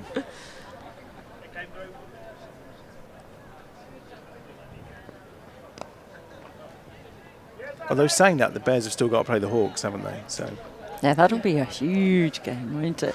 yeah, Massive. Somerset to come, isn't it, as well, and then Surrey. So it's a tough 3 games to finish with, for sure. All away from here as well, which is, you know, they've played well here. Yeah, it's not ideal. Obviously, before that break, we had a really good set of games here. I think we had 3 on the bounce, I believe. Yeah, so it's hard being away. This could be tight if there's a hit again. I mean, that's probably the only criticism. There have been probably 3 or 4 of those. If the stumps had been broken, the Bears would have been in trouble. Yeah, another time where I can't watch. If only people could see every time that anything goes on. Usually the fingers flying up for wickets as well.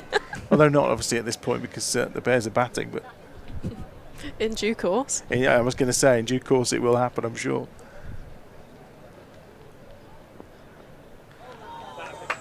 Lovely from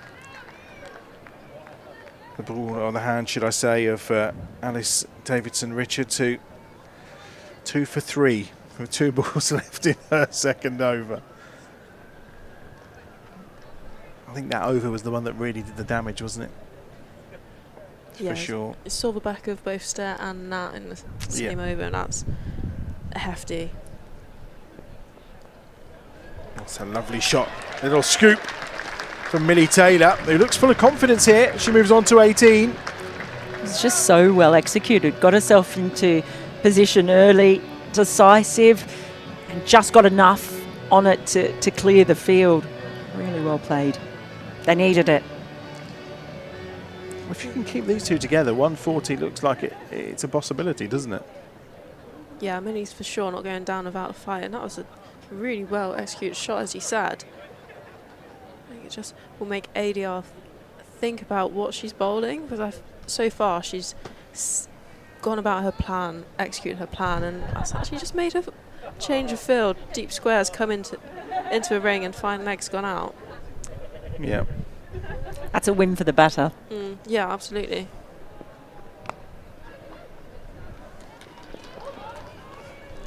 Probably just settle for the 1 there. And that's probably what they've not done enough of, is that they've not knocked Surrey off their line, have they? They've not been able to put the pressure back onto the bowler. When they have, actually, to be fair to Surrey, they've responded incredibly well. That completes the 17th over, 117 for 8 as things stand. Thanks for joining us on the stream today. Remember the men's stream coming up at 6:40 tonight ahead of a 7 o'clock start. But if you do want to like the stream, we'd really appreciate it. Let's see if we can get those likes flying over 1,000 today. That would be fantastic. And don't forget as well to subscribe and also leave your comments if you want to. If there's anything you want to say about the game, we're happy to share those with you. You can do them via the stream or, of course, via any of the social media platforms at Warwickshire CCC. Here we go, over 18. Bryony Smith, the captain, back into the attack. And immediately Millie Taylor working her into the leg side for 1. Just no double tapping, right? We don't do double tapping, no. Don't double tap. It's never good, that, a double tap.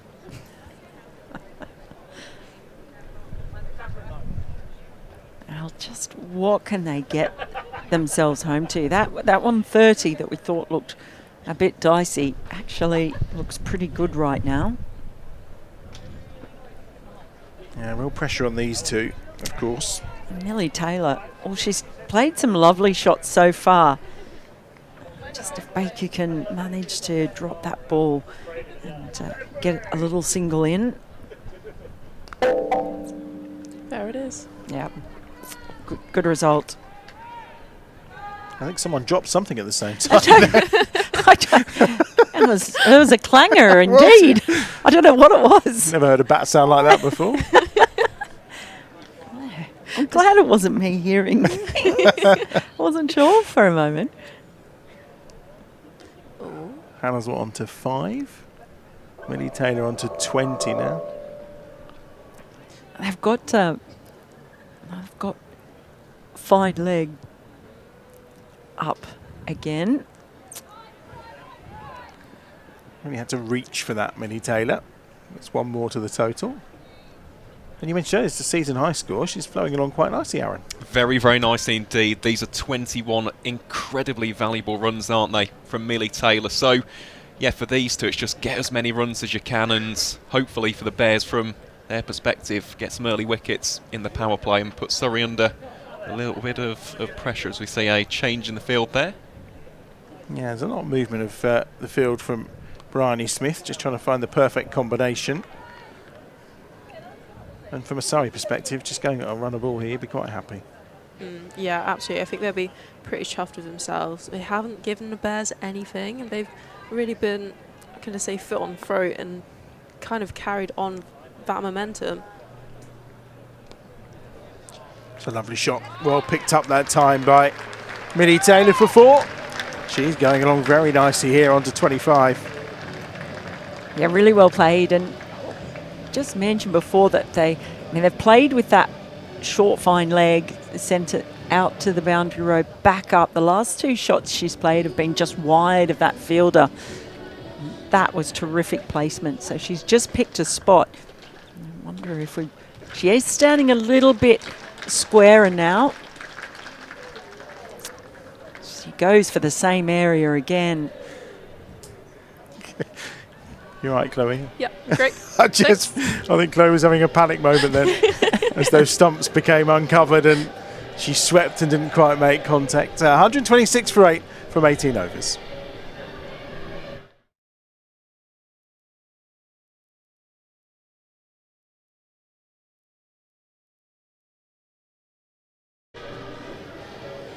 So just 12 balls to go here for the Bears to try. I mean, 140 from here would be pretty good, wouldn't it? I mean, that's only just over a run a ball. So depending on what they could push it to. The ball in the hands of McDonald Gay from the Birmingham end.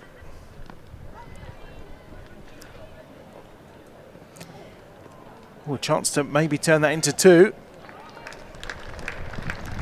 And they do it really well. Well, the 1 looked tight, but the 2 looked tight too, but they got there for both. Well, and that's the first bit of slightly sloppy fielding that we've seen from Surrey. Apart from 1 drop catch, the ground fielding has generally been excellent. Slower ball, waited for it. Yeah, they've been really on it. And I think as well they really put the right people in the right positions. So you've got the people who are quick out on the boundary, people with good hands in a ring or at Cal Connor, with kind of hot spots. They've got really well covered. And this is a contest here, I think. And just getting the single on that occasion. But you really think Millie Taylor has to control these last couple of overs. If I was the fielding coach, my only criticism is going to be hitting the stumps, because I don't think they've done it yet, have they? And they've had a fair few shies today from pretty decent positions, actually, probably where all 3 stumps were on show. It's a lovely ball, that. Variation from her. She's very good at mixing it up, isn't she? Yeah, she's bowled quite a few right up there in the block hole, and she's great accuracy. Saw her tie up Laura Harris a few times as well.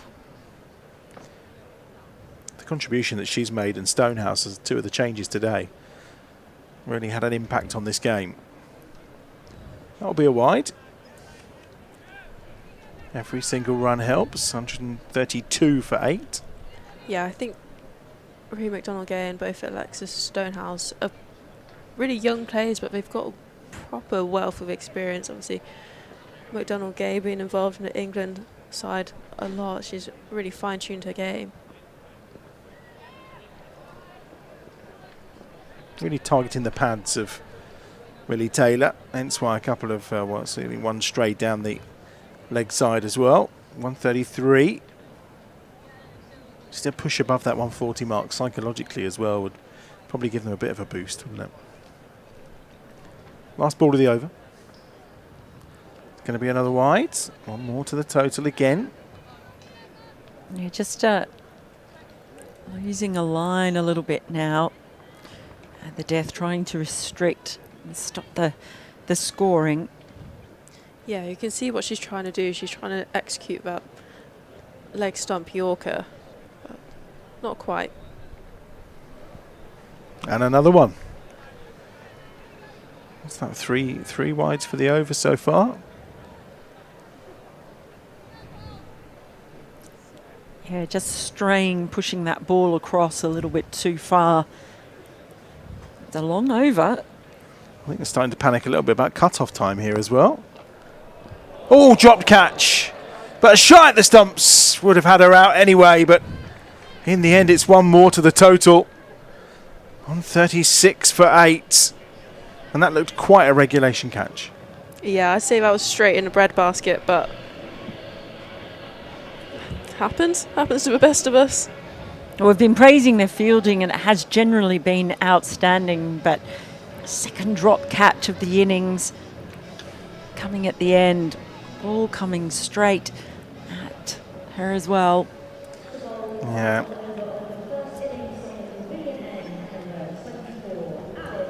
Well, she can put it right now as she comes back into the attack from the pavilion end to bowl the final over of the innings. It's up in the air. Not enough on it though, you fear. Oh, and another dropped catch. The second one goes down in 2 balls. Phoebe Franklin this time with the drop on the ropes. Oh, and that's harsh. That's tough. That's tough from Adam downstairs, giving the old wah wah wahs. Oh dear. I was in the air for an absolute age as well. It's too hot today to say there was snow on it, but it was up there.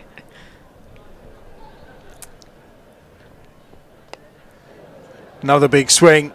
Big hit from Hannah Baker. This time the catch is taken. And it's taken comfortably at the edge of the circle.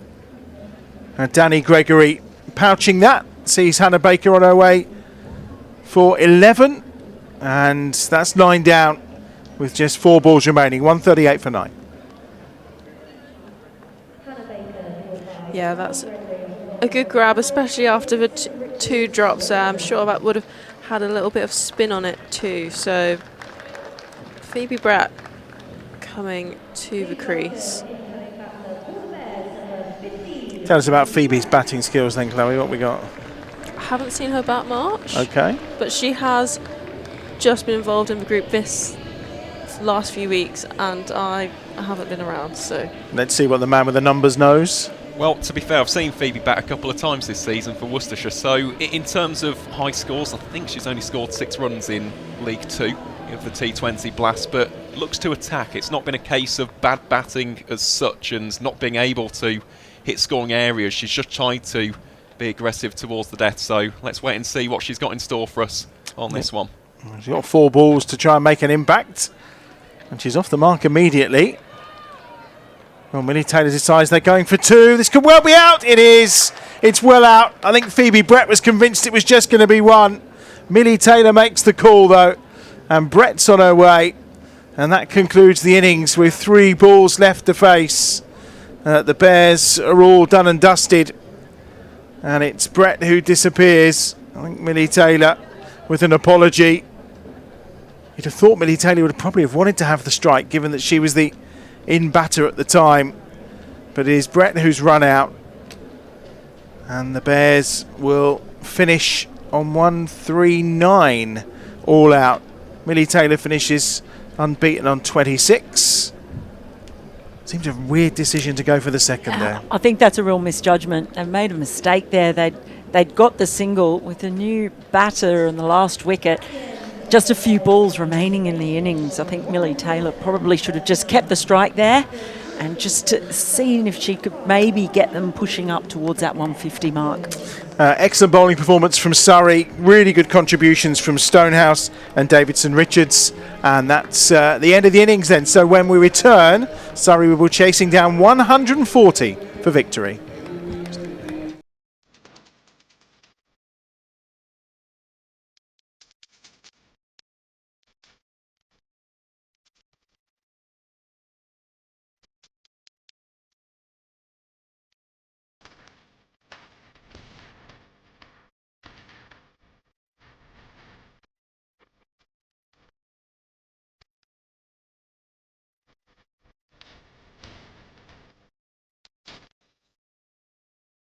Every great team has its unsung heroes. The all-rounders, the heavy lifters, putting their organisation on the map.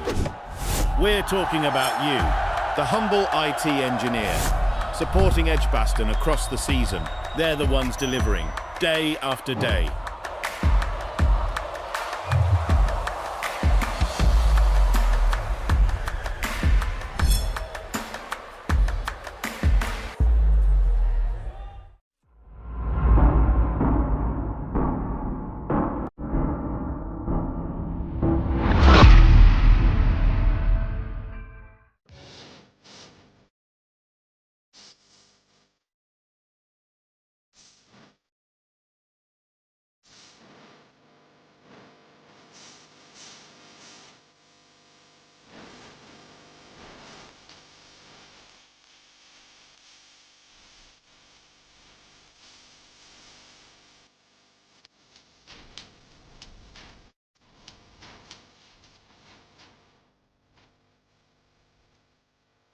Welcome back to EdgBLASTon after that short break. So the Bears, they managed to get themselves to 139, but they were all out. So 3 balls left out there in the middle. It was clinical, actually, from Surrey with the ball and in the field. And, well, it was sort of disastrous start, really, for the Bears. Chloe, I'm going to come to you on this one. Disastrous start. And then they sort of got themselves back in-ish. And actually, at one point, we didn't think 130 was going to be on. So I guess they sort of limped their way to there. But 139, what do you make of that as a total?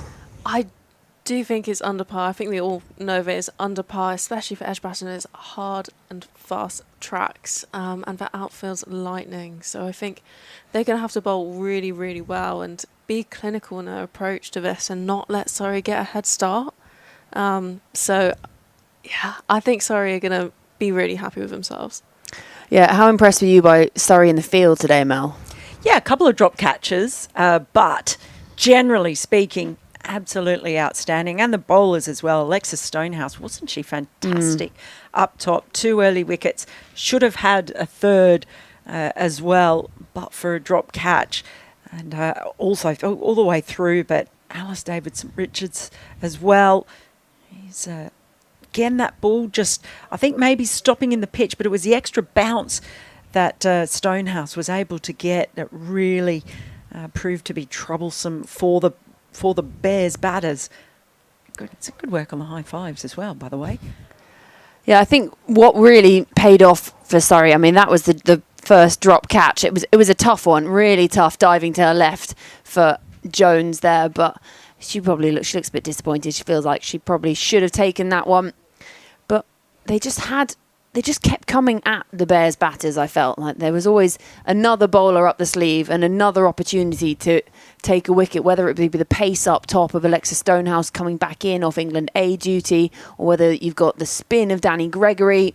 And, well, they just kept coming. And it was a really clinical performance, I thought, with the ball from Surrey. Yes, a couple of drop catches in there, but it was a real sign of the strength and depth of their bowling attack, that they could use 7 different bowlers, and actually everyone except Grace Harris picked up a wicket. So a really good day at the office if you're the bowling coach. Well, there's that extra bounce as well from Stonehouse. She employed that so well. I thought it was outstanding bowling from her in the power play. And, they were all over them, really. It was just Stair Callis was particularly outstanding, I thought, in standing up. Yeah, she was the only one that really put up any sort of resilience in the middle. Stair Callis, 38 from 30. 6 fours on her way to that as well. So she was peppering the boundary. But the problem was the partnerships just never really got built and got going. That was the end of Katie George. Just a little flighted one there from Bryony Smith, who just has this ability, doesn't she? She's one of those captains so often as well, have this sort of golden arm. They just take the ball and they go, right, I'm just going to change things up a little bit. I'll have a go. She actually opened the bowling against Essex on the weekend, opened up with a bit of spin. So that was an interesting one in a shortened game. And then Alice Davidson-Richards, her very first delivery, not the best she's ever bowled, but it got rid of the set batter and the batter who was key to trying to get some runs on the board, Stair Callis. So she'll take that, and then picked up a second in the same over. So a great start for her. That was the end of Callis just having a waft at one down the leg side. I can't believe it, really. Sorry, I do think that was a big over. That was a partnership that the Bears' innings was kind of relying on to build a platform, and that was such destruction there. And Laura Harris coming in and, yeah, trying her magic, but not today. Yeah, she was just, the full toss, the juicy full toss, her eyes lit up and just not enough on it. And just straight down the throat of Kalia Moore on the boundary. Easy as you like. Yeah, she played a couple of good shots coming in. Laura Harris had got 1-6 in a similar area just with a flick, but unable to make the contribution. And also we were robbed of Harris v Harris. Yeah. As I was spewing, as we would say in Australia. That was a great slow ball there from Phoebe Franklin. She's having a good run as well at the moment. Batted really well in their previous game and bowled well. And so she's in fine form. Just the late dip on this one, it seemed to be hanging in the air for so long, and she waited and waited and waited for that ball. Really well bowled. It's interesting because you wonder how the Bears are going to have this discussion after this batting performance. They know they've been under par and they've been undercooked with the bat, but they're missing the likes of the firepower of someone like Izzy Wong up the top with the ball. Do you think that's really going to affect their ability to defend this, Chloe? A little bit. I think we can rely on the other girls as well to come in and do the job, but obviously Iz is so explosive up front, and she's an entertainer for the crowd, so I think they will definitely be missing her for sure. But I think that Phoebe Bratt's really exciting coming in. She's just 17 and took 2 for 18 last game on debut, so I think the girls will try and fill that gap. And I also want to touch on Millie Taylor. It's her first season as a professional cricketer and she's been absolutely astonishing. I thought she was terrific. Some of the shots she played really kept things in it, or kept the Bears in it. So just see these other wickets were falling at the time. It was Millie Taylor who kept it out there in the middle. I do just think as the other wickets were falling right at the end, she could have retained the strike, and maybe that's just a bit of experience as well in knowing that she was the one at that time that really could have just got them home with an extra few runs. And as it was, they had balls go begging, which you probably don't want when you've got a low score that you've got to defend anyway. And she's also been flying with the ball as well, hasn't she, Chloe? So she's going to be really important to trying to keep them behind in this chase. Yeah, she's going to be huge in this. If I'm honest, she's taken 13 wickets so far in this T20 Blast campaign. I think she's in the top 3 for top wicket takers, and she doesn't give the batters anything. So I think we're in for a real contest.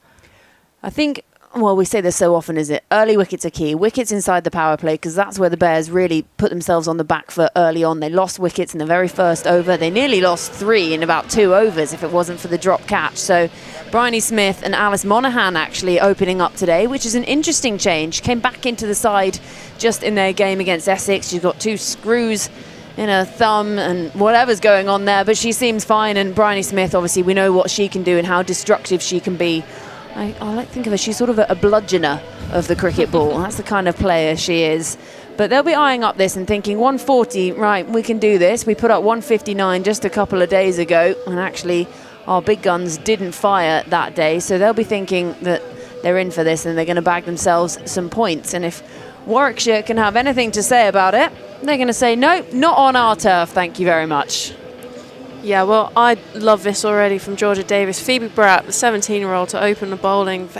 They're aware that in this power play, it is going to be huge to take wickets, and I think they've brought on one of their best wicket takers to start us off. Adam's going to have a second go at joining us. Look, trying to put headphones on is a tricky task when you've got other things everywhere. You know what? Yeah. Kudos to you, because I tripped over the wire on the way out earlier, but luckily no one saw. Oh, we missed that. It's on camera somewhere, probably. It'll be the outtakes. Ooh, I was going to say, Bryony Smith's had a go at that first ball. Just falling short of the fielder. We're off and running then. They say Phoebe Bratt straight in. That's a great call, I think. How's she gone at Worcestershire so far?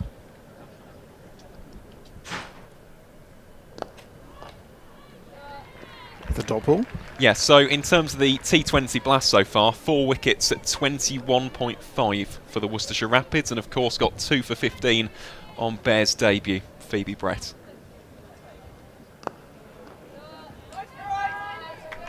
First run for Surrey. Brings Monaghan on to strike. So you just got two screws in her thumb. Yes, well, because the thing is, I was at this game the other day and she was listed in the side, and I was like, I've just seen on social media this morning that I've seen the X-ray, which I didn't really need to wake up to on my Sunday morning with my coffee, but I've seen it now.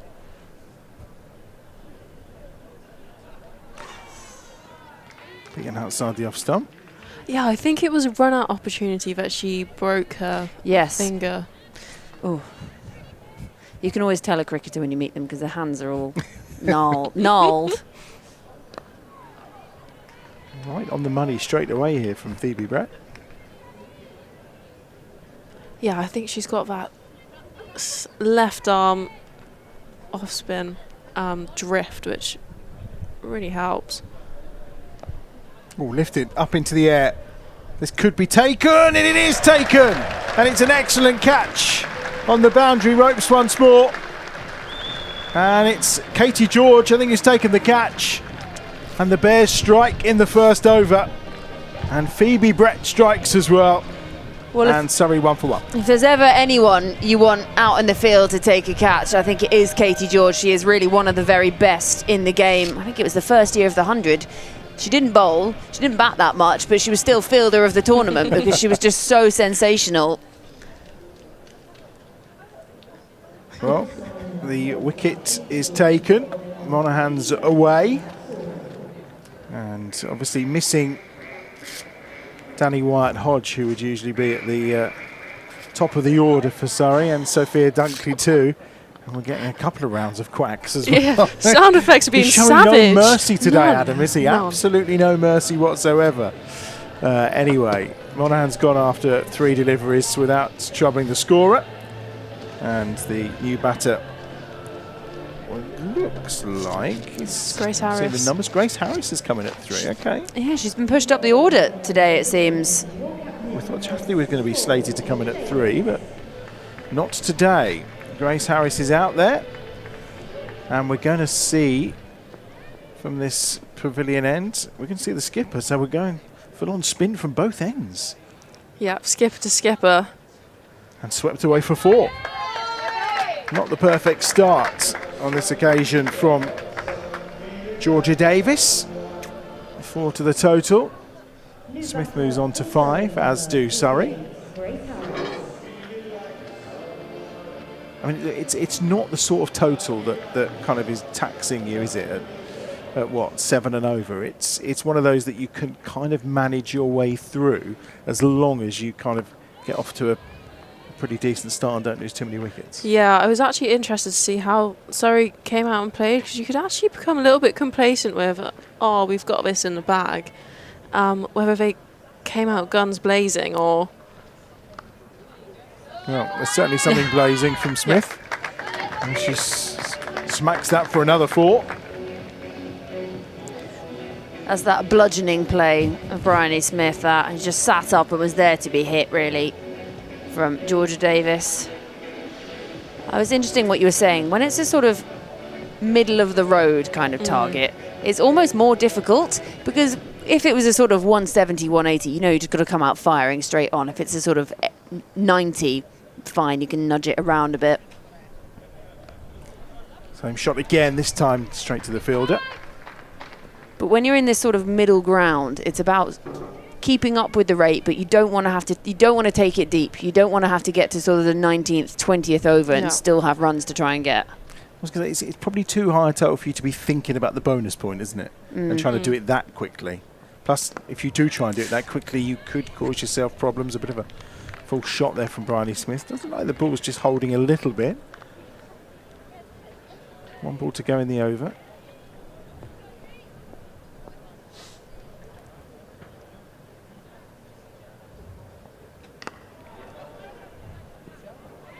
And a dot ball to finish the over. So 8 from it in the end. And that's 2 overs gone, 9 for 1. Every great team has its unsung heroes. The all-rounders, the heavy lifters, putting their organisation on the map. We're talking about you, the humble IT engineer, supporting EdgBLASTon across the season. They're the ones delivering, day after day.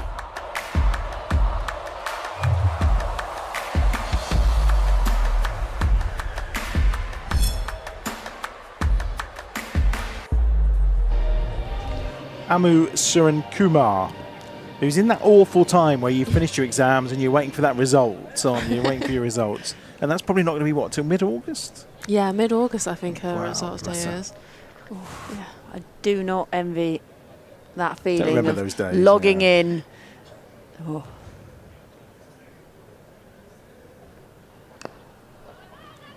I don't even think nowadays you have to go to get your results, do you? It can be emailed to you. And Yeah, you log in. I was actually in Australia when I got mine, so it's lucky I didn't have to go in, or I'd never have found out. Well, we wish her well. I don't know if she wants to become a professional cricketer. I was What's gonna the say, A-levels yeah. for? I mean, unless it's an A-level in bowling. I think they do those yet, do they? I did do PE. Yeah, I think we wanted. I did GCSE PE. Oh, as well, GCSE PE was. That was a breeze, wasn't it? Well, I was actively told by my art teacher not to do art GCSE. I was so bad at it, and I was like, "It's fine. I'm going to do PE anyway." Yes, the concept at the time of you can get a grade here for doing what you enjoy doing, playing a bit of cricket, bit of hockey. 60% performance, wasn't it? Practical. Pulled away. I think that's going to be cut off. No, and if anyone was going to cut it off, it would have been Davina Perrin, but she couldn't quite get there, and it reaches the boundary.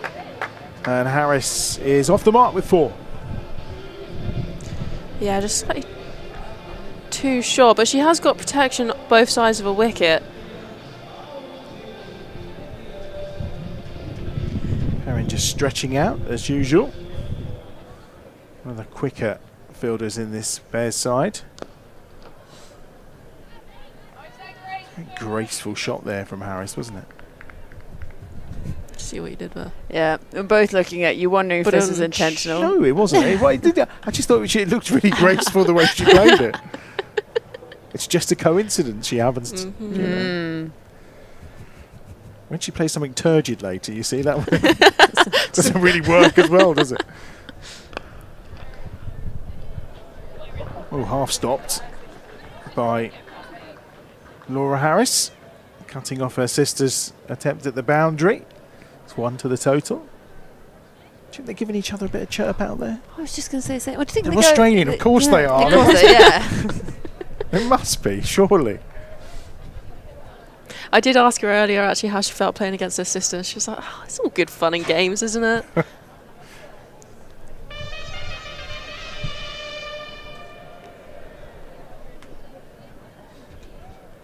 Change in the field. It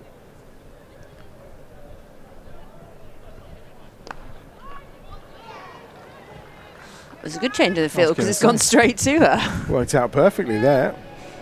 Well gathered by Katie George again. I think it may well have been, that's 3 overs gone, 14 for 1. So they kind of are approaching this in a, we don't need to go mad kind of way. We'll just tickle along as things stand. Still need another 126 to win.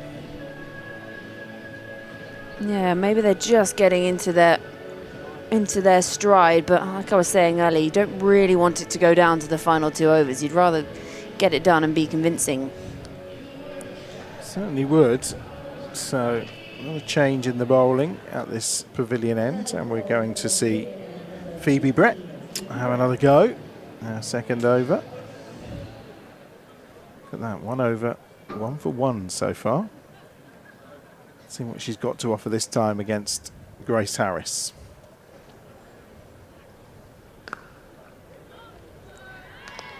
Lovely bit of fielding again. It's going to have to be good fielding as well, isn't it? Meg Austin on that occasion. Fielding could be crucial with such a low total. Yeah, I think it's going to be huge, especially if Surrey fielders fielded really well. I think often fielding kind of gets looked over as in games, because obviously you focus on bowlers and the batters, but actually when a team's on their fielding, I think it has a huge impact on the game. Being very deliberate here. Georgia Davis and Phoebe Brett about who's going where. See where the protection is early on here.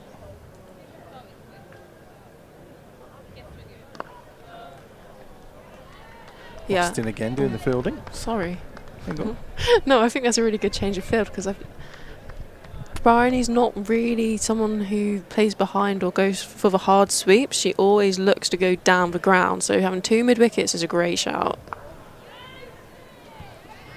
He's getting a little frustrated here. He's picking out the fielders every time. Oh, it's so irritating, isn't it? Especially when you hit it nicely.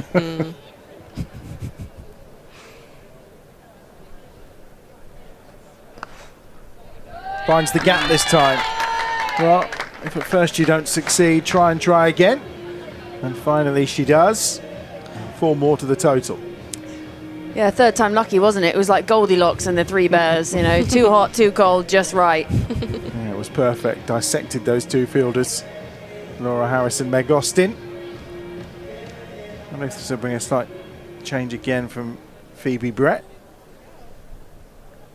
She's sticking with a similar field, isn't she? Last ball of the over. 5 off it so far. And she's found the gap again this time. And once more gets it to the boundary ropes for 4. And, well, that was just 1 off the first 4 deliveries. Becomes an expensive over in the end. 23 for 1 after 4. Yeah, this one a little straighter, wasn't it? The first one between sort of extra cover, and this time between extra cover and mid-off. So just working round the wagon wheel. 17 off 14 balls so far. It's a good start. See a change in bowling at the Birmingham end. Skipper taking responsibility again. The score on 23 for 1. I was going to say a little short in the pace bowling side, aren't we? So it really is going to be trying to just rotate the slower bowlers and try and squeeze this Surrey run chase. Oh, that's just over the top of the fielder, and again Perrin will try and get there but can't cut it off. It was over Hannah Baker's head, and then once more Perrin tried to cut that off, but it's 4 more to the total. A bit short from Georgia. Yeah, just a little there. I think it's only just gone over Hannah Baker there in mid-wicket, so potentially a wicket-taking kind of option, but not that time, unfortunately. Oh, big hit. But has it picked out Perrin? Yes, it has. And she's away. Grace Harris has gone. Second wicket, 27 for 2. Perrin with the catch. Davis the bowler. And it's Harris who's on her way for 10. That's such a huge wicket. I think if you see the back of Grace Harris, you're going to be pretty relieved. And without troubling the score is too much there. 10 off 9. Picked out Perrin perfectly. I don't think she had to move, really, did she? Yeah, it was strange, really, from Grace Harris. It's as if she didn't really follow through with the shot. She should have checked her shot. And as if she thought, oh, it'll have enough on it. But there's no pace on it from Davis, so she has to generate that herself. And she just didn't, really. She didn't follow through with the shot and didn't finish it off. And, well, Davina Perrin, in the end, just didn't have to move at all. And she'd be disappointed with that one, Grace Harris. This partnership was just getting going. You could see they were just stepping up into the next gear to try and push on. We thought they'd started relatively slowly and were starting to get going. And now Bryony Smith is joined by Emma Jones out in the middle, back into the side. She's had a very mixed match season. She went out on loan, scored a ridiculous 100. And playing in a side she barely even knew any of the players over at Glamorgan when she joined up, got handed a shirt and went, right, off you go. Yeah, she's got some serious firepower, but I'll tell you, after this ball sight, it will make you laugh. Well, there's a tease. Oh, yeah. Oh, she's beaten all ends up. Do tell. She turned to me this morning as she was walking down to the nets. She says, I forgot my bats. So these aren't hers. I don't know whose bats she's borrowed. Oh, outside edge. And that's going to run away to the boundary ropes for 4. Yeah, it's a futile chase, you feel. Living dangerously, whoever's bat it is. A fairly nice little edge on it there. How can you forget your bat? Actually. Oh, you've done this, haven't you? I've actually walked out to the middle without it before. I understand when golfers lose their clubs on flights and those kind of things, but how on earth does a cricketer forget the bats?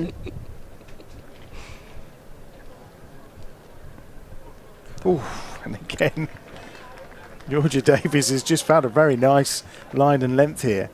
Lovely bit of flight as well. Yeah, she's causing a little bit of bother here, isn't she? Yes, and again. Oh, well, what an... I mean, it's gone for 8 runs. Yes, she got a wicket, but that's an excellent over from Georgia Davis in the grand scheme of things. 5 gone. 31 for 2 then. 17 on the board for Bryony Smith. 4 on the board as things stand for Emma Jones. Georgie's going to leave us and Mel's going to come back in. Chloe in the meantime. I mean, 109 required off of 15 overs. So run rate wise, what, 7.27. As we say, it's not an imposing target, is it? But losing early wickets and probably not scoring as quickly as you'd like to can just put the pressure on. Yeah, I think a little bit. They seem, I mean, very relaxed with how they're going to go about this. But I think if we get a little too complacent, that could play into the Bears' hands. Amu Suran Kumar is coming back into the attack from this pavilion end. Almost at that moment where we like to get the power play comparison, of course. Last over of the power play, he's rubbing his hands with delight away to our right-hand side. How can you tell he's a statistician without knowing he's a statistician? Because the moment you mention a number, he rubs his hands. He literally rubbed his hands then, not figuratively. He's very excited. We'll find out why in a minute. I really want to know. The loss of 2 early wickets, just when you're chasing this, we were talking about the kind of total while Georgie's with us. 140 is one of those totals that is kind of in the middle and can actually be quite difficult to chase. Absolutely, and the ball just does seem to be sticking and gripping a bit. That's a lovely shot. That helps. Yeah, it certainly does. Bryony Smith seems intent to fling the bat at most things here. He's on to 21. She's timed the ball so well today, just her ability to be able to pick out the gap and not necessarily a big gap shows how well she's timed it. That time, she had plenty of width to work with. Sneaked a single there.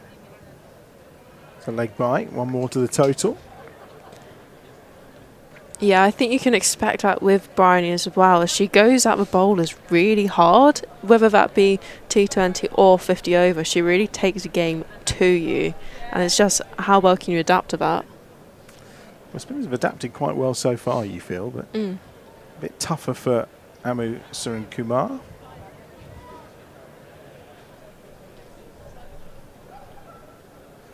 What a great sight that is. I love the view that you get of the city skyline from here. Yeah, a little bit later tonight when that sun starts to set, and it does look quite magical, doesn't it? Well, so I have a thing with the stadiums I like. If the key for me is that you have to know what city you're in when you're sitting in the stadium. So especially up high here, you get that. You couldn't be anywhere else in the world. Ooh, good ball from Suran Kumar to finish the over, and actually she's come out of that quite well. Just 5 off the over, 36 for 2 then from 6 overs. Aaron, how does that power play compare to what the Bears posted earlier today? Well, we'll see the graphic on screen now, but I have gone absolutely insane stats. So the Bears were 41 for 3, Surrey 36 for 2. If we take a look at dot ball comparison between the two sides, the Bears had scored 7 boundaries with 17 dot balls. In comparison to that, Surrey have scored 8 fours with a staggering 24 dot balls. That is the highest dot ball percentage we've had in a power play all season, 66%. So this has been an excellent start for the Bears and also marks the 6th occasion in which they've outscored their opponents in the power play at EdgBLASTon this season. Now I know why he was rubbing his hands. A dot ball percentage. Yeah, That's what's got him excited. that's what gets statisticians excited, isn't it? But it's really important as well. So you did notice that the Bears were able to, even when the runs weren't coming, they were very good at running the singles. Hannah Baker into the attack. It's 1 to the total. And if memory serves me correct, Aaron, and it's been a few weeks, that was the downfall for the Blaze, wasn't it? Too many dot balls against the Bears. Yes, it was. That was the comparison which I was going to make. So, oh, sorry. Yeah, no, it's completely valid. That was the game which showed the importance of dot ball percentage. The Bears had something like 16% lower, so this is a difficult chase for Surrey if they can't rotate the strike. And also, we have just had a result from Newbury, so I'll take you through that after this ball. Ooh, lovely from Hannah Baker. Not the first one to get the better of Emma Jones, to be fair. It's a very nice delivery, that. So the result from Falkland Cricket Club is that the Lancashire Lightning have defeated the Hampshire Hawks by 8 wickets. Ooh. That's a good shot, though. That's better from Jones. It may not be her bat, but she found the middle of it that time. Yeah, I think actually, Aaron, that's huge. It's actually what we're seeing with Surrey in this innings. It's actually they're dotting up a little bit and then throwing the kitchen sink at the ball and reaping a reward from that. But that is going to be huge in this, and I think their intent to run is completely different to the Bears. Yep. The Bears often speak about green light running and really looking to push fielders, and I wouldn't say Surrey have taken it on. It's always pitching outside leg stump for Hannah Baker. Does that mean as well, just out of curiosity, there's no bonus point there, is that? They didn't do that in bonus territory? No, they did it, in fact, with exactly 1 over to spare. Okay. So 4 points for the Lightning, puts them on 25. So 2 behind the Bears. Just about got a bat on that from Hannah Baker. Suddenly makes that game between the Bears and the Hawks quite interesting, because you can push the Hawks out of the equation, really, if the Bears can win that game. Yeah, just tightening up. It's great that it is tightening up as we get to this point in the season. Good stop in the end. Did enough, Georgia Davis. And that completes over number 7. 42 for 2 after 7 overs.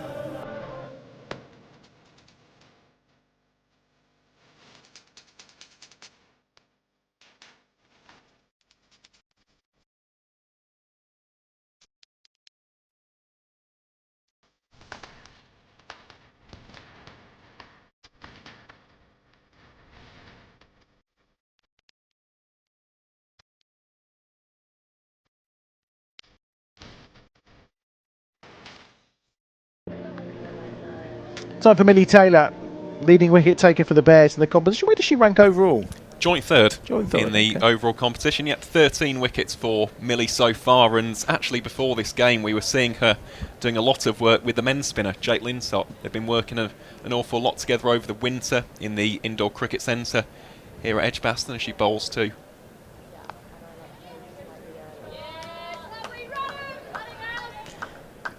Just going to get 2. She's got a very unique style, hasn't she? Yeah, it is. And that interests me that she's been working with Jake Linsott. That's one of the things that I think is terrific about the way the competitions align, just in being able to ensure that there is that crossover. Oh, cut away through the gap, picked out perfectly by Emma Jones for 4. That short boundary coming in very handy right now for Surrey here. Well, she's just got both a line and her length wrong early on. You mentioned that short boundary. She's pushing that ball outside off stump. Just easily put away there by Jones. 6 off the first 2 deliveries, 48 for 2. So I've got 2 fielders either side of point now on the ring. There's 4 more. Being punished. Yeah, and so then she just gets one that's a little over pitch. Those 2 fielders either side of point that I mentioned, she doesn't have to trouble those anymore. She just goes straight up. And obviously the boundary protection is on the leg side. Yeah, she's getting her lines wrong, not quite bowling to a field. That's better. Yeah, much better. 50 up for Surrey. About the same time, actually. It came, in fact, identical to when it came up for the Bears. think maybe a ball less, actually. Spot on. Yeah. Yep. Thought so. Oh, you're good. I remember some things. Just I can't say kookaburra, but I can kookaburra. Kookaburra. Oh, stop it! But I can remember it was 7.4 overs. There we go. 53 for 2. It's funny because they've changed the kookaburra in Australia to have a more pronounced seam. Oh, have they? Yeah. And if is this the first season they've had, or was it the first season of the winter? It's the last couple, I think. As we see the end of the over, but yeah, so they've changed, I think, the lacquer on it slightly more pronounced seam, which is quite funny because then a lot of people here have been talking about how the Dukes is becoming softer more easily. So in the end, we may see the two balls come together and become the Dukaborough. Well, and you'd like that. I'd like that. I'd be fine with that. You would hope that you could reach a point where there was one ball that was used around the world, wouldn't you? Is that not? No, I like it. I like the fact that one of the things that makes international cricket so great is that you do have different balls, different conditions. I'm all for the variety. Quirks of home advantage. Yeah, absolutely. I have to say, around the country, it's been playing more like Australia at certain times with the heat, of course, baking the pitches and the kookaburra ball. Well, OHD will be with us later. I'm sure he'll give you a full rundown of what he thinks of that ball. Oh gosh, don't mention, don't say I said anything. Well, it's the fact they've got another 2 rounds of games to come with it, which I think is the real challenge. Here's Hannah Baker again. Could do with another wicket. Oh, and it's the outside edge again of Emma Jones's borrowed bat. And well stopped in the end.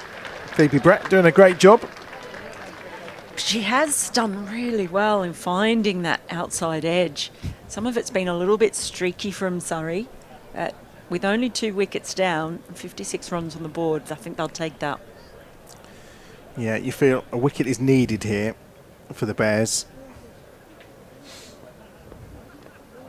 Outside edge again, just short of Phoebe Brett. It's the same thing again. She's just been able to find how many times that outside edge.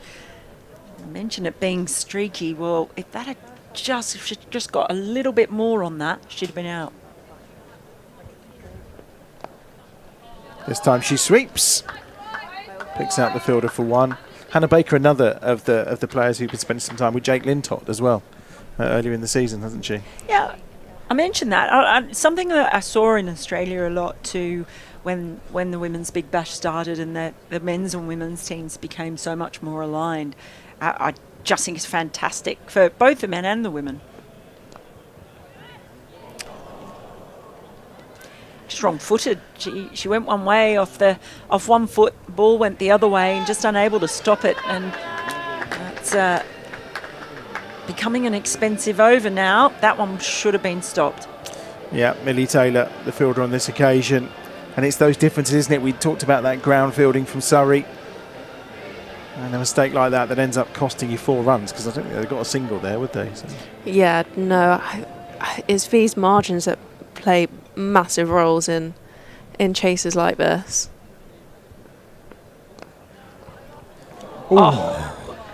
Again, powerful shot. Good stop in the end. Yeah. Almost made it. Well, I guess that goes down as a drop. But she actually got her fingertips to it, but it was an almighty effort to get there. I sometimes feel it's really unfair because great fielding often goes down as a drop just because of the brilliant effort to actually get something on the ball. She took a one-handed stunner earlier in the season, Laura Harris. That would have been a screamer. But it's just a little bit concerning now. It's all one good and all to talk about dot ball percentages, but if they're able to get those boundaries easily, then all of a sudden that becomes nullified. 11 off that last over, so the run rate now just down below 7, which was the starting point today. 64 for 2, and well, she's interestingly going back to the youngster again, Phoebe Brett. It's amazing how you suddenly turn to someone who has literally just come into the team, and suddenly they seem your most potent threat at this point. Playing without fear, I guess, as well. Yeah, you're good to make a good impression. maybe not as well known to the opposition as well. That can always Yeah. be a little bit of a factor, can't it?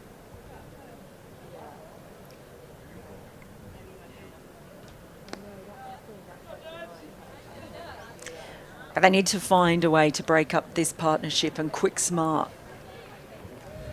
Yeah, what is we up 37 now off 20 or 38 off 29 balls. Going along very nicely, and suddenly Emma Jones finds herself outscoring Bryony Smith. She's Yeah. at 31.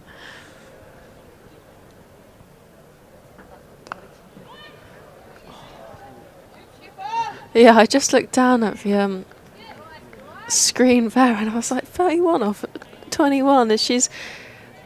I haven't really noticed her score, like, ticking along like that, but you That's a just Joe look Root down. innings. Yeah. You look up and he's suddenly on 80. Yeah.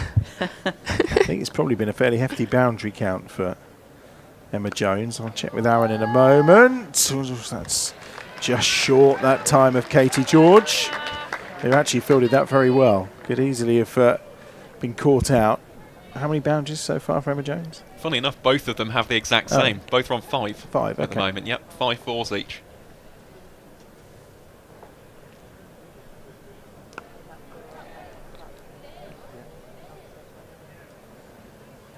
And they're also now starting to find the singles much more easily after those dot balls early. It's just becoming a little bit easy now to pick up the singles and rotate the strike. Yeah, and the runner ball's all they need, really, isn't it? And they're ticking that over very nicely, and then the odd boundary will do the job, as Emma Jones provides right there. Yeah, I Nice think... shot. Sorry. That's the second time I've done that, actually. Go for it. But yeah, I think they've really kicked into gear, and finding those singles between those boundaries is huge. Good response at the end of the over from Phoebe Brett. That's 10 overs gone, halfway stage. Aaron, how do the two teams compare?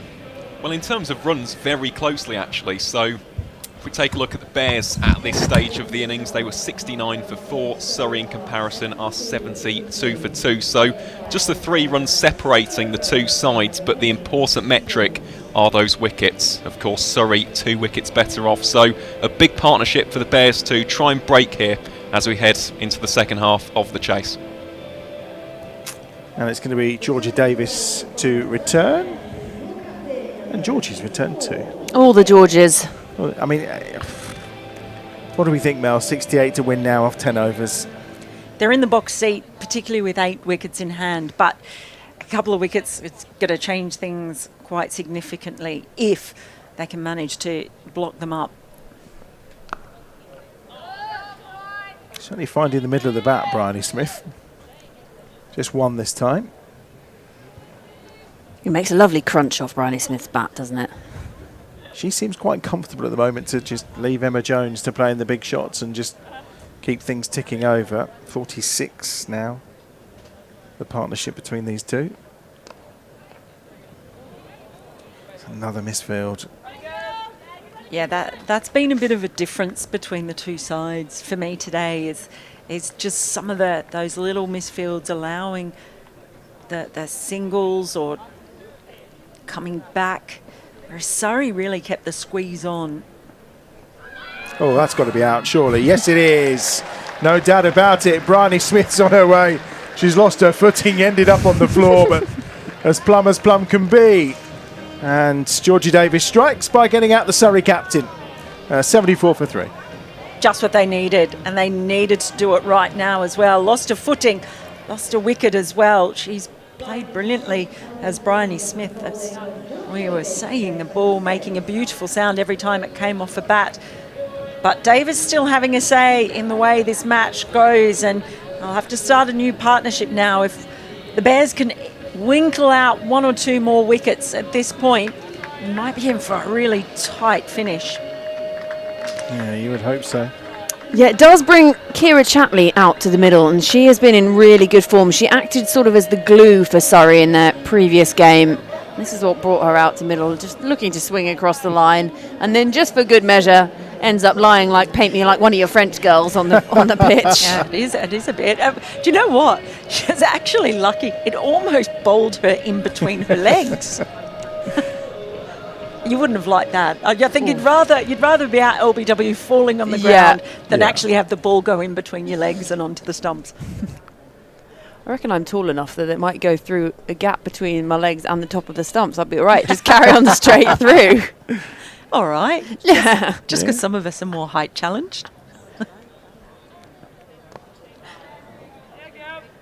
Yeah, Kira Chatley was the glue for the innings on Sunday for Surrey. She sort of stayed around there. She was going about runnable 40 odd. And just batters came and went around her, and then at the end, her and Phoebe Franklin together really pushed them up to that 159. So she's in good form. She looked really good back in the T20 Women's County Cup last month as well. Played well on finals day. I've actually got a question for Aaron to get him going. I'm interested to know what Surrey's dot ball percentage is now. I say, get your pencil out. Go on, off you go. I'll work that out at the end of the over, Mel. So we're 66% before, right? Okay. Attempted reverse from Chatley. I think behind Danny White-Hodge, she's the leading scorer for Surrey. No, you're shaking your head. Okay, second highest scorer. No. 256 runs she's got, I think, isn't it? Sorry, who's this for? For Chatley. Chatley for... You're distracting him. Oh, sorry. He can multitask. He's a man. He's trying no. Sorry, yeah. He's trying to do the dot ball percentage for me. It's fine. You carry on doing your dot ball percentage. 11 overs gone, 76 for 3 then. So 64 off of 54 balls. I mean, how they manage the bowling here is going to be quite intriguing, isn't it? We shall find out. 76 for 3. Yeah, 64-54. I mean, it sounds fine. 3 wickets already down, though, and just losing the captain as well, who's just starting to steer things. So it makes it not the easiest equation, but I think they'll be feeling pretty comfortable. Sorry, they do bat quite deep. Yeah, they've got experienced heads as well, haven't they? Yeah. It'll be interesting just to see how Jones manages this partnership now. She was able to be the aggressor when Bryony Smith was out there. Ooh. That's not far away. Which I think you can say a lot about Emma Jones' innings so far. She was very charmed early on. That can't have been far from off stump from Millie Taylor. Just going to fall short of Hannah Baker. 1 to the total. She moved very early there, didn't she? Also find her her stance when she's waiting quite an interesting. It almost looks like she can play baseball. The way she holds her bat at the beginning, it's like she's just going to take this huge old baseball swing. It's not your normal backlift, but it's proving effective. 39 from 28 at the moment. Aaron's got his shoes and socks off, which I think means he must be close to calculating how many dot balls there have been percentage-wise. Are you done? Oh, there's a nod of acknowledgement. Yeah, yes, go on then. Yeah. So it has dropped significantly. It was 66% in the power play. It now stands at 42%. So you can tell Surrey beginning to score the runs with a little bit more freedom and fluency at this stage. So an astute observation, that, Mel. And they shifted down the space of kind of 3 or 4 overs, didn't they? It was a real kind of acceleration.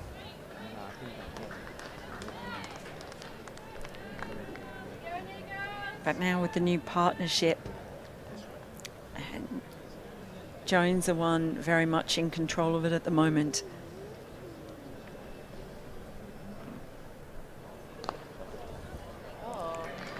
Good stop from Austin. It's better from Millie Taylor, just the 3 singles so far. It's been a very good over from Taylor. Beaten the bat a couple of times. Sort of bowled to a field as well. That's what you would sometimes say that the Warwickshire bowlers and the Bears bowlers haven't always done in this innings. They haven't always bowled to their field.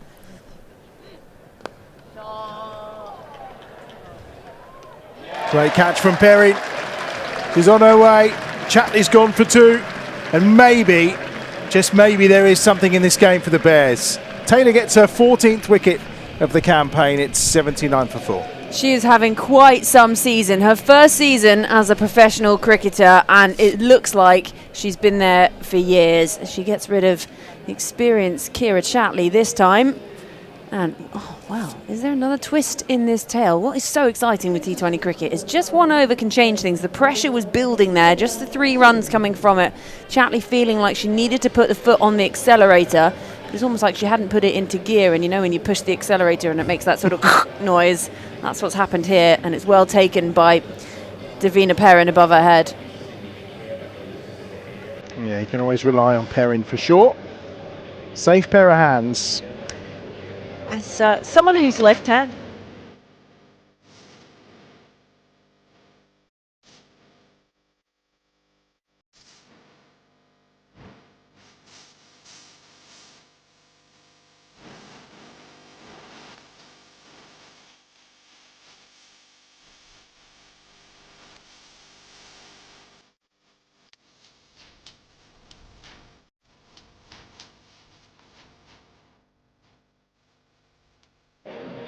Mel, you look like someone who might be left-handed. yeah, funny that.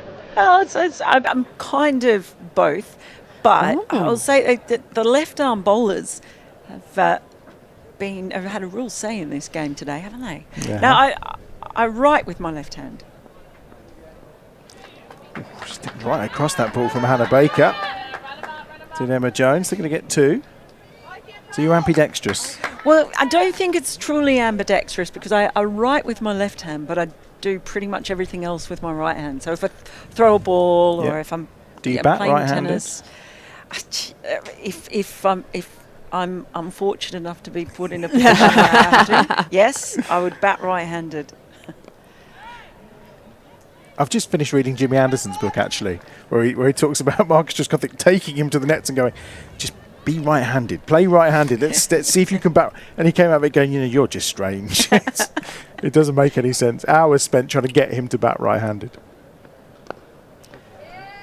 So there are a few players around who actually can bowl ambidextrous. Marie Kelly, first one that comes to mind, taught herself during COVID. I've just been over in India, and actually there was a bowler in there, and he could bowl right arm and left arm, and it was a great mix-up.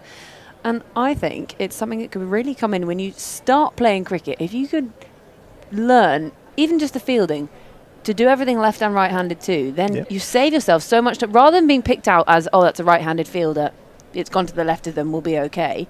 If you can do both, then fine. When I play a lot of lacrosse. When I first started playing, you had to do equal on both sides of everything. So if you were naturally right-handed, you did 10 right,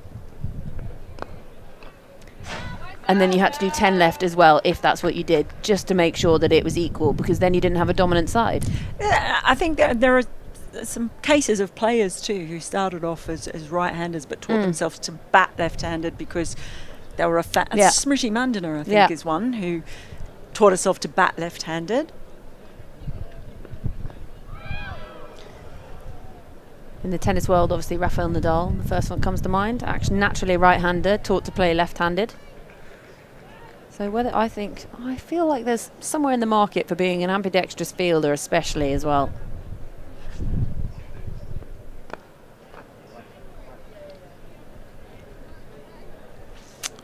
Five from the over from Hannah Baker. Ticked over quite nicely from a Bears perspective as well. So 56 off 42 balls. Doesn't sound like a tough ask. 6 wickets remaining. What are we thinking? Well, logic suggests that they will get home reasonably comfortably, but the thing is that this game is just, with the pitch, just the ball holding up in there. It's one of those games where I think it looks easier than it is. It does look like it's just holding up a bit, doesn't it? So you feel like a wicket is always an optional. There's not one far away if they take their chances. So let's just see. I'm not willing to give this away. No, and one off can lead to 2, and all of a sudden 84 for 6 is a different complexion entirely, isn't it? It certainly is. Suren Kumar is back. Tidy 2 overs from her so far. just looks like one of those ones where you know how you get batters who come off and say it's the sort of pitch where you never feel like you're in. Yeah. It's always a matter of hard work and trying to stay in, but you never kind of feel like the danger is over. And once you're seeing it, then you're set. But that's why this has been so impressive from Jones.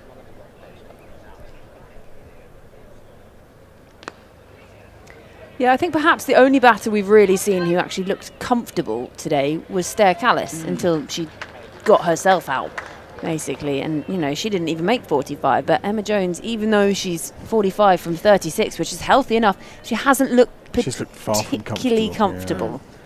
It's gritty, it's determined, and it's the kind of innings, actually, at the end of it, you go, I really stuck that out. But it's not the kind of one for the highlights reel. Oh, so that one's not, that's for sure. could well be a match-winning innings, this, couldn't it, as well? That's the thing here. If she hangs around for, you know, a little longer, a couple of overs, could be absolutely crucial for Surrey in this run chase. Top of the table, of course. Top 3 teams go to finals day. Top team automatically into the final. The other 2 will play off at the Kia Oval at the end of July. Not far away from Surrey Kumar's outstretched arm.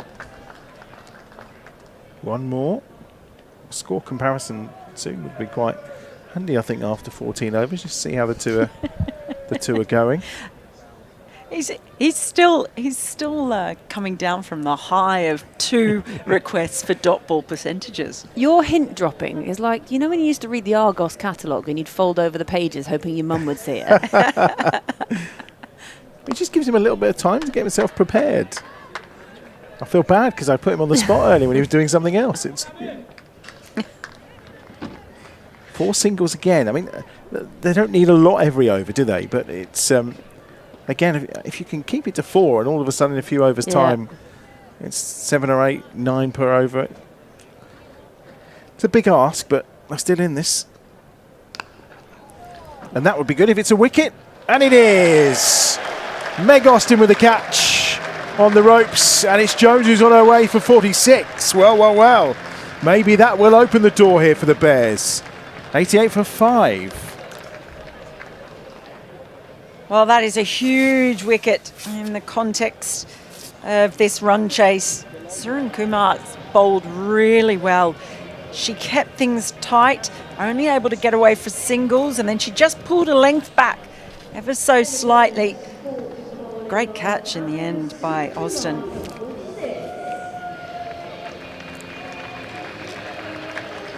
She thought she got enough of that. 14 overs gone then. Aaron, how do the 2 teams compare at this stage? Well, to be honest, quite favourably for the Bears at this point. So the Bears were 96 for 7, so in terms of wickets lost, not ideal, but they are ahead in terms of runs. So another couple of wickets here in the next few overs, and the Bears are in this. That required run rate has just crept up over by over by over, and the dot ball's also beginning to creep up once more. So it's game on here at EdgBLASTon. Could be in for a nice tight finish here.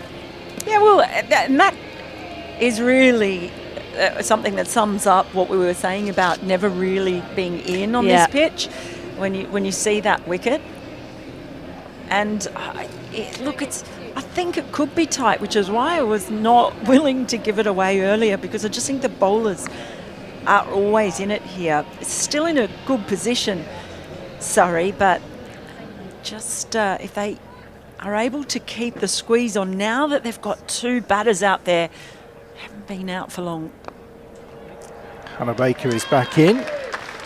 Phoebe Franklin, you watched her score some good runs against Essex, wasn't it? She was striking at almost 200 just a few days ago. She came in further down the order when they really didn't look like they had enough on the board, and she just went bish, bash, bosh. And it was thanks to her sort of flying at the end of the order. It's a great bit of fielding that they managed to get themselves to the 159 they did. Davina Perrin doing the work. They did pick up 3 though. And it brings Franklin on to strike. Yeah, 48 from 23 she scored, didn't she? Unbeaten. 3 6s as well, so we know she can clear the ropes. We've talked about the little couple of little fielding errors right now. That is key, I think, for the Bears, is to make sure they are on everything. Bit of flight from Hannah Baker. So they've got 4 fielders on the offside, saving the single. Got long on and long off back. Nice shot. Yeah, the one thing you can't afford to do when you've got that field is drop it in short, especially with that short boundary on the leg side. It's a bit of a freebie for Franklin, isn't it, early up? Yeah, and she's bisected the 2 fielders really well. Sort of deep mid-wicket and deep backward square. It's perfectly between the 2, not even bothering to sprint for that. No, it's gone straight between them. And that's now 7 from the over.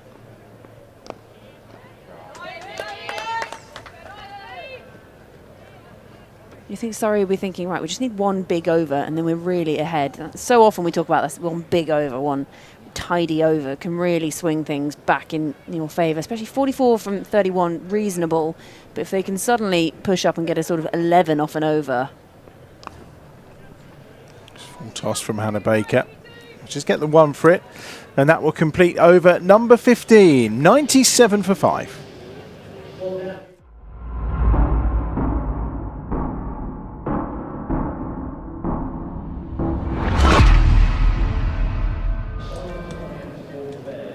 Five overs to go, then 43 required. 5 wickets in hand. That did end up being a fairly expensive over from Hannah Baker into double figures. And an easy start for Franklin. Chloe's back for the final 5 overs alongside myself and Mel. And Georgie will be back at the close of play, of course, to wrap up all the action ahead of the men's stream, which is coming up for you about 6:40 tonight, ahead of that 7 o'clock start. As they take on the Thunder, Lancashire Thunder, later this evening in a huge game. Here's Millie Taylor again.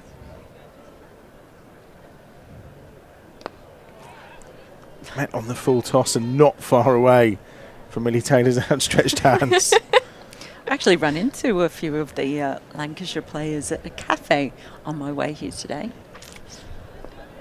Where Getting did the you go? gossip. I was going to say, Yeah. well, come on, we're all waiting with bated breath now. It's nothing that exciting. Oh, is it a good stumping from Nat Wraith? No, according to the umpire at square leg. Well, that was good glove work there from Nat Wraith. I can say Phil Salt was there, and he told me that his bat has been through the gauge 50 times. I was told earlier we're not allowed to talk about that, so I'm not saying a word. What a kerfuffle that was. That's the phrase that springs to mind. Well, that's swept in the air and gone. And Franklin's on her way for 5. It's 98 for 6. It is not over. This game is not over at all.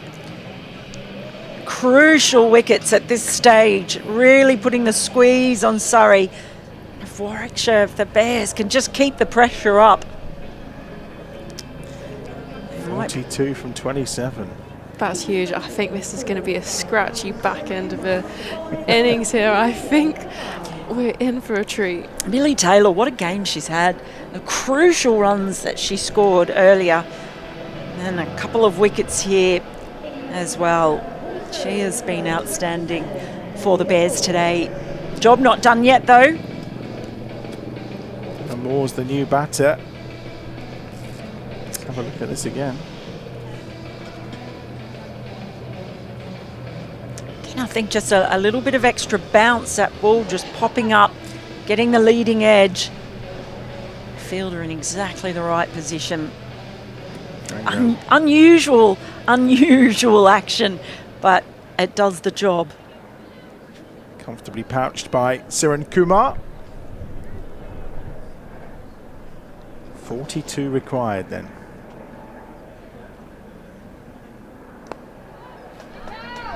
Off the mark immediately for Moore, the new batter. Just a single.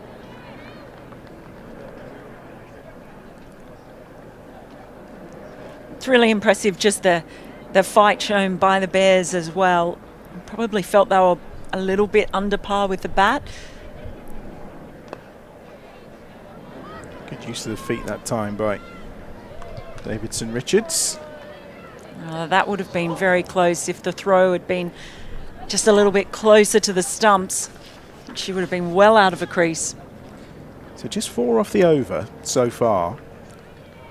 All of a sudden we're looking at kind of just shy of 10 and over when it was below 7 not that long ago. So certainly squeezing here. Oh! Well, that's just completely died en route, and there's no run at the end of the over, and it completes the over from Millie Taylor. 4 off of it, so with 4 overs remaining. Aaron, let's have a look. What's the score comparison at this stage? Yes, so at this point the Bears were 110 for 8, Surrey 101 for 6, so again still 9 runs ahead, just those 2 wickets worse off, but it was that 9th wicket stand between Taylor and Davis towards the end, 32 pivotal runs potentially in this game. I mean, this one is going down to the wire. Now, those are runs I was talking about from Millie Taylor, but it was that partnership but for the Bears in the field, it was really breaking up that partnership between Bryony Smith and Emma Jones. Has just opened the door. It was looking reasonably comfortable for Surrey as far as the pace of the chase was going, but this is now pressure all on Surrey. Well, what is it, 4 wickets for the last 27? 4 wickets, 27 runs? Yeah, I think this is actually quite a hard ask from us Surrey batters here. I think the only person who's made a big dent, as you said, was Emma Jones, and even her innings there was a little bit scratchy at times, so I don't think it's the easiest of wickets to play on, despite it being a fresh one. And look, maybe actually Warwickshire's score wasn't under par. That doesn't help, though. Did that ball bobble a little bit coming off the... There's so many used wickets Yeah. and matting, isn't there? I've realised too, I keep saying Warwickshire out of habit, and I need to say Bears. So I apologise for that. Bears. I just got them all in one sentence. Oh, big shot. That dissected the fielders as well, yeah, straight between them. However much they tried to get their aggression from Moore. I think the principle still applies about Surrey, doesn't it? One big over will just make them feel more comfortable. Yeah, it's just very finely poised at the moment. She got down really well to that ball. Just got to the pitch of it really well, read the length. Oh, and she's got her hand to that. She stopped it. Well, it's another one, isn't it, where it probably goes down as a dropped catch instead of... It was an absolutely brilliant effort to get her hand on the ball and just take the pace out of it. I think we might lose Chloe in the next few overs because I think she's getting a bit too excited and nervous all in one go. There's plenty of body movements going on.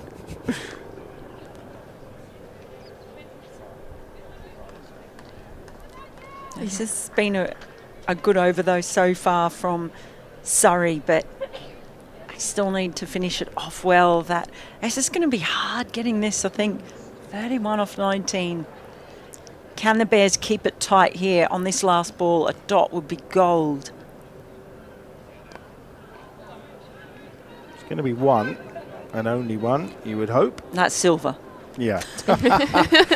So 9 off the over. It means they need 10 and over off the last 3 overs. 30 to win off the remaining 18 balls to just 4 wickets in hand.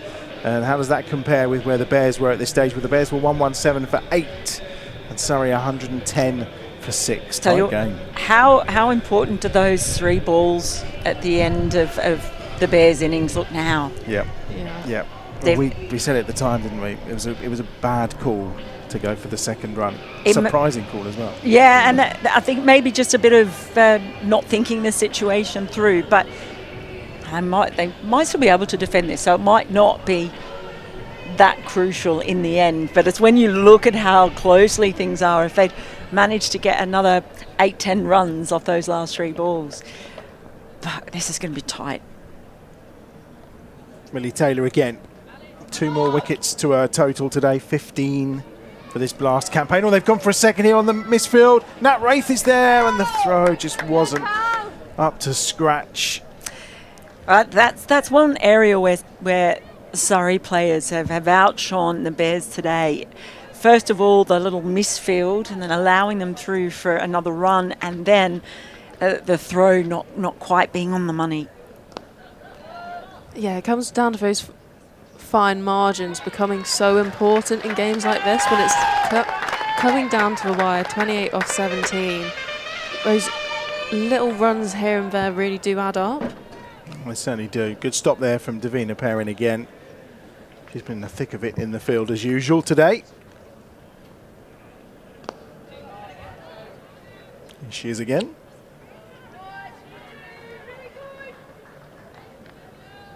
And they're kind of on target. 5 off the first half of the over. And they haven't had to hit a boundary. But I bet you they won't. They won't leave this over without trying. No, I think we can. That's a pretty safe bet. Oh. Restrict them to 1 this time. That's better. Skipper Georgia Davis doing the fielding. Yeah, important as well. I'm trying to at least eliminate those 2s. And they can live with 1s, but 2s will add up very quickly.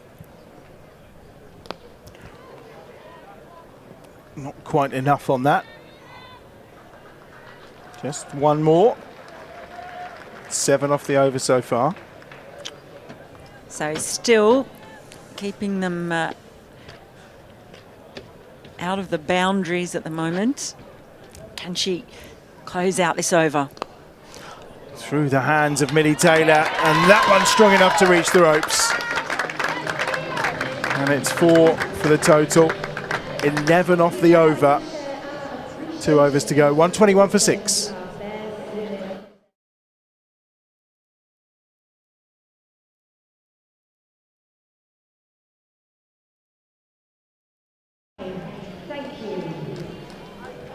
Two overs remaining as things stand in terms of the comparison of where the Bears are in comparison, or sorry, where Surrey are in compared to where the Bears were. Well, Bears just 5 ahead, but those 2 wickets absolutely crucial as we head into the final 2 overs. And I think we need a string. We've not done one in the second innings, have we? No thumbs up. Do this. Yes, this. Please. But not twice. No, we don't want 2. We're no 2. We're not just too 1. proud to beg. Please Yeah. give us a like. There's 12,000 people joining us right now to watch the conclusion to this game. I think word has spread that it's going to be a thriller. Ah, yes. Squeaky bottom time here in the studio. Captain's coming on. 2 for 20 so far. 2 overs to go. Well, I think this is a really big over in the game, actually. Surrey will want to do a lot of damage now and not leave it to the final over to get it done. So they're going to go hard at Georgia Davis. And you can already see them trying to target that short boundary, which is on the leg side as you look at your screen. Way off the stumps for 4. Wow. She gave herself some room, and fair enough, you know, there are 4 fielders saving the single on the offside, and she's managed to get the ball through, so you just have to say fair play. Alice Davidson-Richards with the shot, twirl of the bat to celebrate. She's pumped. 21 off of 14.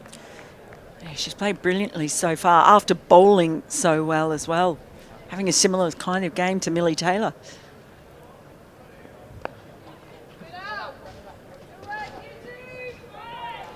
Settle for 1 this time. And the thing is, she's got the boundary away early in the over. It just puts all the pressure. I love the fact in T20 cricket, particularly when it's tight, each over feels like a proper battle, self-contained battle. Who comes out on top? Is it the bowler or the batter? Yeah, every dot ball feels like a moment, doesn't it? And there's 1. Yeah, so there's just a little win. It's amazing, isn't it? It really is. It's just self-contained in here. You've got two players.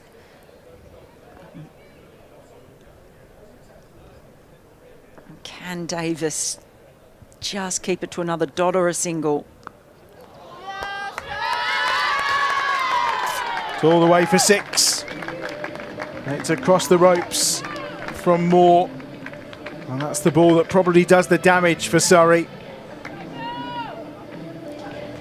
Yeah, the 4 followed up in the end by a 6. And you can see the disappointment on Davis's face there, because she knows now it's a very, very difficult task to try and defend this total. Just 7 needed off 7 balls. And the damage has been done in this over. And Aaron, am I right in thinking that that's the first 6 of the innings? It is, yep. Bang on. What a time to get it. Yeah, thought it might be.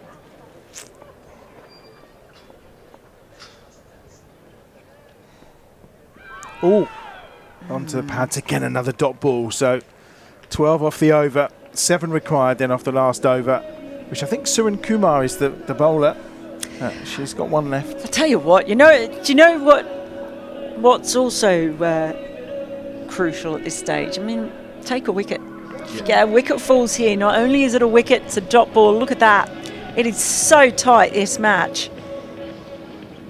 But an early wicket in this over, oh boy. Yeah. Wouldn't that make things fun? I say fun. I don't know how you two are feeling. I don't think I'll be able to watch. Yeah, a wicket would be crucial at this point, wouldn't it? And again, you come back to those last 3 deliveries. Because you see the score comparison now at 136 and think, okay, even 3 more singles on top of that would have making this 10 off the last 6 balls would have been helpful. But let's see what Amu's got.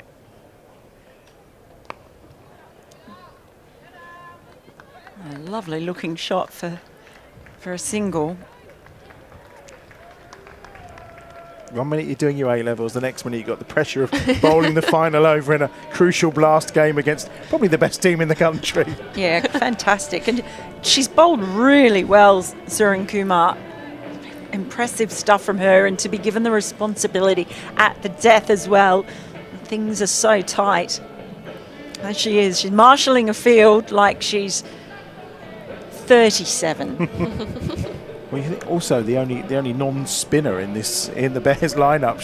She's carried the weight of the pace bowlers on her shoulder today, and obviously lack of option. Obviously without Karras, and the options limited in terms of where they could go today. Really, Yeah, I think she's really stepped up to the mark saying that, though. she has.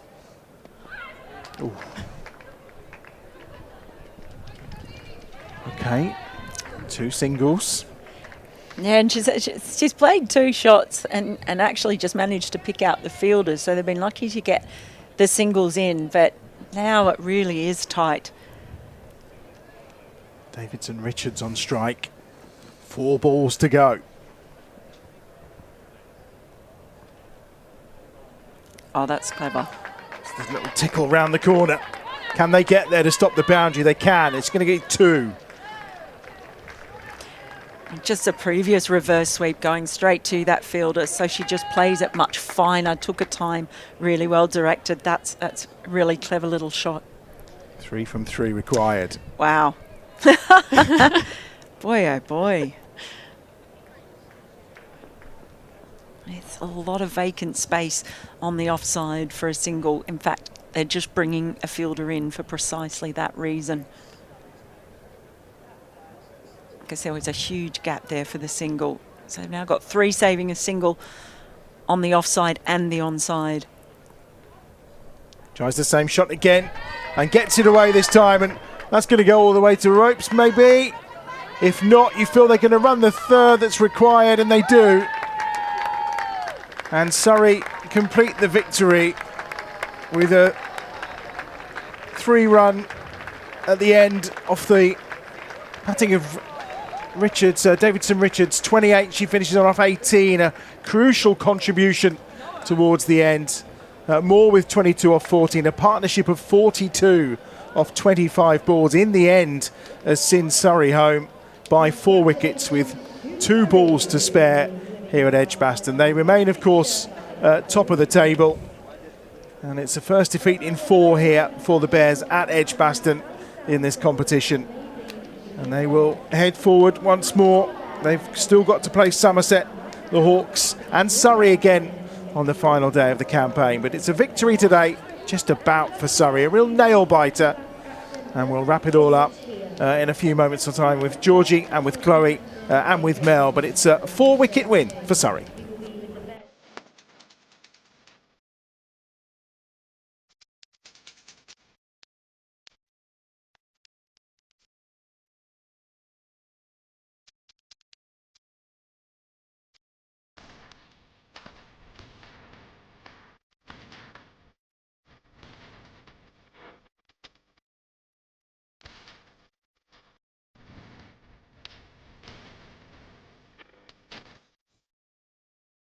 Every great team has its unsung heroes.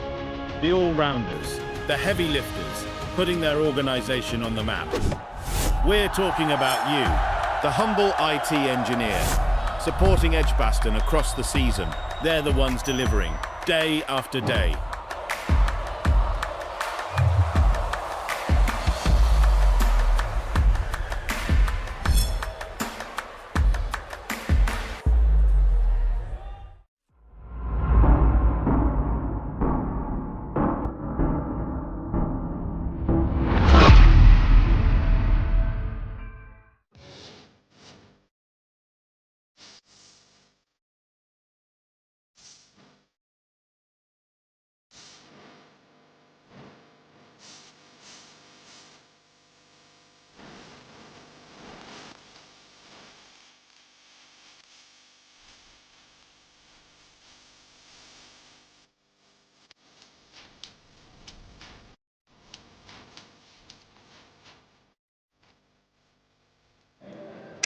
Welcome back to EdgBLASTon. Unfortunately for you Bears fans, it wasn't to be today. And Surrey, well, they're top of the table for a reason. It was gritty, it was determined in the end, but it was Surrey who came out with the win, winning it by 4 wickets with just 2 balls remaining. And Mel, this is something you mentioned on commentary earlier. Those 3 deliveries, well, when the Bears were all bowled out, how crucial could that have proved in the end? Yeah, I mean, I don't like to put it all on that. There are many moments within a match where a few more runs scored here or there, or you know, a misfield that does or doesn't happen. So I wouldn't want to put it all on there, but just that little bit of experience that we saw at the end of that Bears innings, where 3 balls were left. Millie Taylor, I felt, could have retained the strike by just running the single and then having those last 3 balls. That might have been significant, but then there are plenty of moments throughout a match, of course, where the game turns. And really, for Surrey, it came down to, I think, 2 partnerships that we saw throughout the innings, and that was the key for them in the end, because I don't think it was really easy scoring out there. I don't think it was really a convincing performance overall from either side, really. Surrey, they came through, and I think that's, you sort of get into the habit of winning. You learn how to win from difficult situations, whether it's just a few performances and an input from different players down the order, and that seemed to be what it was for Surrey in the end, Chloe, that sort of got them over the line. There was 46 from Emma Jones and the 22 or 14 from Kalia Moore at the end. They proved really important, but it was gritty, and there was some, well, somewhat ugly runs almost in there. But runs is runs. Yeah, exactly. Like, sometimes you just got to fight for it. And on a pitch the seemingly was a little bit difficult to play on. You've got to be a little bit scratchy sometimes. And I think with Surrey, they've gone and won previously. So as a team, they're experienced of how to win from these situations in places which aren't preferable to be winning. And I think there it is a little bit on the Bears, maybe a little bit more inexperienced there, obviously. Yeah, so I think it's just those fine margins. And I think sometimes those are almost, in a weird way, the more satisfying wins for a team like Surrey. Yes, you can come through and you can bish bash bosh it everywhere and you can win by 50 runs and say, fine, that was pretty easy in the end. But to know that you can come through with a gritty performance like that when it's not easy, that's actually almost more satisfying and proves more important for a side as you look forward to the sort of, you know, the peak end of the tournament, as they look to try and keep themselves in that top spot to take the top spot into finals day. Yeah, I think any player would say that they would rather score ugly runs and win a game than pretty runs and lose a game. Harris, just a little bit unlucky. That was actually a superb effort from her to get a hand to the ball, but just a few things not going their way. They did well to keep the scoring limited to boundaries. We were talking about the top balls. That was definitely draw me like one of your French ladies territory there. But the spin bowler is just the one quicker bowler in the Bears lineup, and the spinners actually did a good job of keeping things reasonably contained. Just 1-6 in the entire innings, but a few misfields and a couple of times when they were able to target particularly that short boundary. How many times is Bryony Smith going to be sent Just this keep today? playing it. Just keep playing it. I mean, come on. I mean, Rishabh Pant falls over playing a shot. Everyone loves it. So it's only when it doesn't come off. Yeah, well, no one let go of their bat today, so that's always something good. But yeah, I mean, it was one of those chases. It sort of ebbed and flowed. At times we thought the Bears had got themselves back in the game. They took wickets pretty regularly, actually, in the end. They started off so well. We said how important early wickets were going to be, and they managed that. You know, they got rid of Alice Monaghan pretty early, and then Grace Harris, she went cheaply, and we know how expensive she can be. So I think, Chloe, for the Bears, yes, they've lost today, but they can take heart in quite a lot of the performances in there. There's obviously a few things that could have changed the game on its end, but, you know, Surrey Kumar, she was impressive as well. Obviously a young bowler, just done her A-levels recently, so she's someone that can really take heart from this performance, and there are things that the Bears can take from this going forward. Yeah, I think they can take a lot, actually, especially in the bowling in the power play. 66% dots, and that's huge in T20s. Dots are so crucial. Millie Taylor's just joining us, one of our big key bowlers. I was just about to say how well Millie Taylor played today, so that's good because she's here as well. But she's going to sidle in and replace Chloe. Just a little. We lose one Bear and we gain another. Millie Taylor, not the day for the Bears overall today, but we were just saying there's quite a lot of positives to take out of this game. How are you feeling right now? A bit gutted, actually. We thought we put a good score on the table, but you know, didn't happen for us today. Always come back for the next game. But yeah. Can I tell you, I am obsessed with your action. Why? I love it. I just love it. What about it? Everything. Important contributions today from you with bat and ball. Must bring up at the end there, when you were batting at the end, you took the 2 and it ended up 3 balls left. Is that something that you look back on and think, oh, what could I have done with 3 more balls? Yeah, I do look back on it. Always, every ball counts in this game and this format. So, but ultimately, I think getting runs to the board, and if we had made that 2, it would have added a lot more. It would have added a lot more to the total, because then we'd still have that last wicket as well. So we went for it. Just wasn't executed, I suppose. But a lot of guts shown by all of you, I think, in defending something like that. Yeah, absolutely. To be out there and then be a little bit behind the rate, to then come back in the field and with our bowling to get them, I think they were at 8.5 the rate at one point. So that was really positive, and we'll take that, and we'll hopefully take it into the next game as well. And that's the thing. So what was said at the end of the game that you guys are going to take from this one into your next game against Somerset? We actually haven't had a debrief yet. You haven't got there, have you, without you? I was brought up here straight away. But I can't imagine it would be anything different from intensity in the field, and then also every ball counts, you know. So score as many. But I look at that total and I see a good total on the board. So. Can you tell us a bit about the pitch and how it was playing? Because it sort of looked like for the batting side that even when you were out there for a while, no one was ever really in. It didn't look like it was particularly easy. Was the ball just holding in the pitch a little bit? It was a little bit stoppy in the pitch, especially against Seam, and then Surrey bowled loads of slower balls as well. So yeah, very stoppy in the pitch. Difficult to play. Felt like you almost had to get in to then feel comfortable to actually hit the ball, because it was getting up, but not coming through the pitch at all, and wasn't spinning either. So tough wicket, but I think we did really well. And I just want to touch on your performance so far this season. Obviously, your first season as a professional cricketer, and you've been absolutely flying. How have you enjoyed it? I've loved every minute of it. Support network I have around me is just absolutely amazing. I couldn't ask for better, honestly. Just being at the top of my mark, or whether I'm about to go into bat next. Everyone's asking, "Are you okay? Are you clear on what you want to do?" And if I'm not clear, I can feel I can ask questions. So really comfortable around the group. You must feel pretty clear. You got 15 wickets across the tournament so far, and there's still matches to come. Well, I was saying down there, I was like, yeah, I've taken wickets, but credit to people around me. They've really helped me feel comfortable walking into my first professional year. And who's been helping you a lot with your bowling? Because you're taking more wickets than anyone else for the club. So what's been the secret behind that? So through the winter, I had Jake Lintott with me in the winter. He bowls the same action as me. I think we'll see him tonight as well. So he's really helped me out. He's especially with my fields.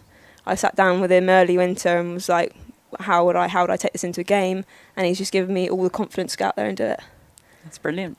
Well, it seems to be paying off, and not to be today for the Bears, but we look forward to seeing you guys in the next game against Somerset, and it's a quick turnaround. We will let you go and finally get out of your playing kit and go and find your teammates, because we know we dragged you away straight off the field, basically, literally straight up here. Have you managed to get your boots off at least? No, no, still on. You've got your boots on still, so we won't tell production that you've been walking on the floor. Yeah. No one has to know. No one will see this, don't worry. I'm sure. But yeah, we're so impressed by everything you're up to, and thank you. Not to be for the Bears, but it's a really exciting team and an exciting time for just women's cricket in general, and we like seeing what you guys are up to out in the middle. Yeah, the fact that we're going into these games and we're not losing by much will give us confidence into the next game. So definitely looking forward to Friday. No, really well played today. Thank you very much. Thanks, Millie. Cheers.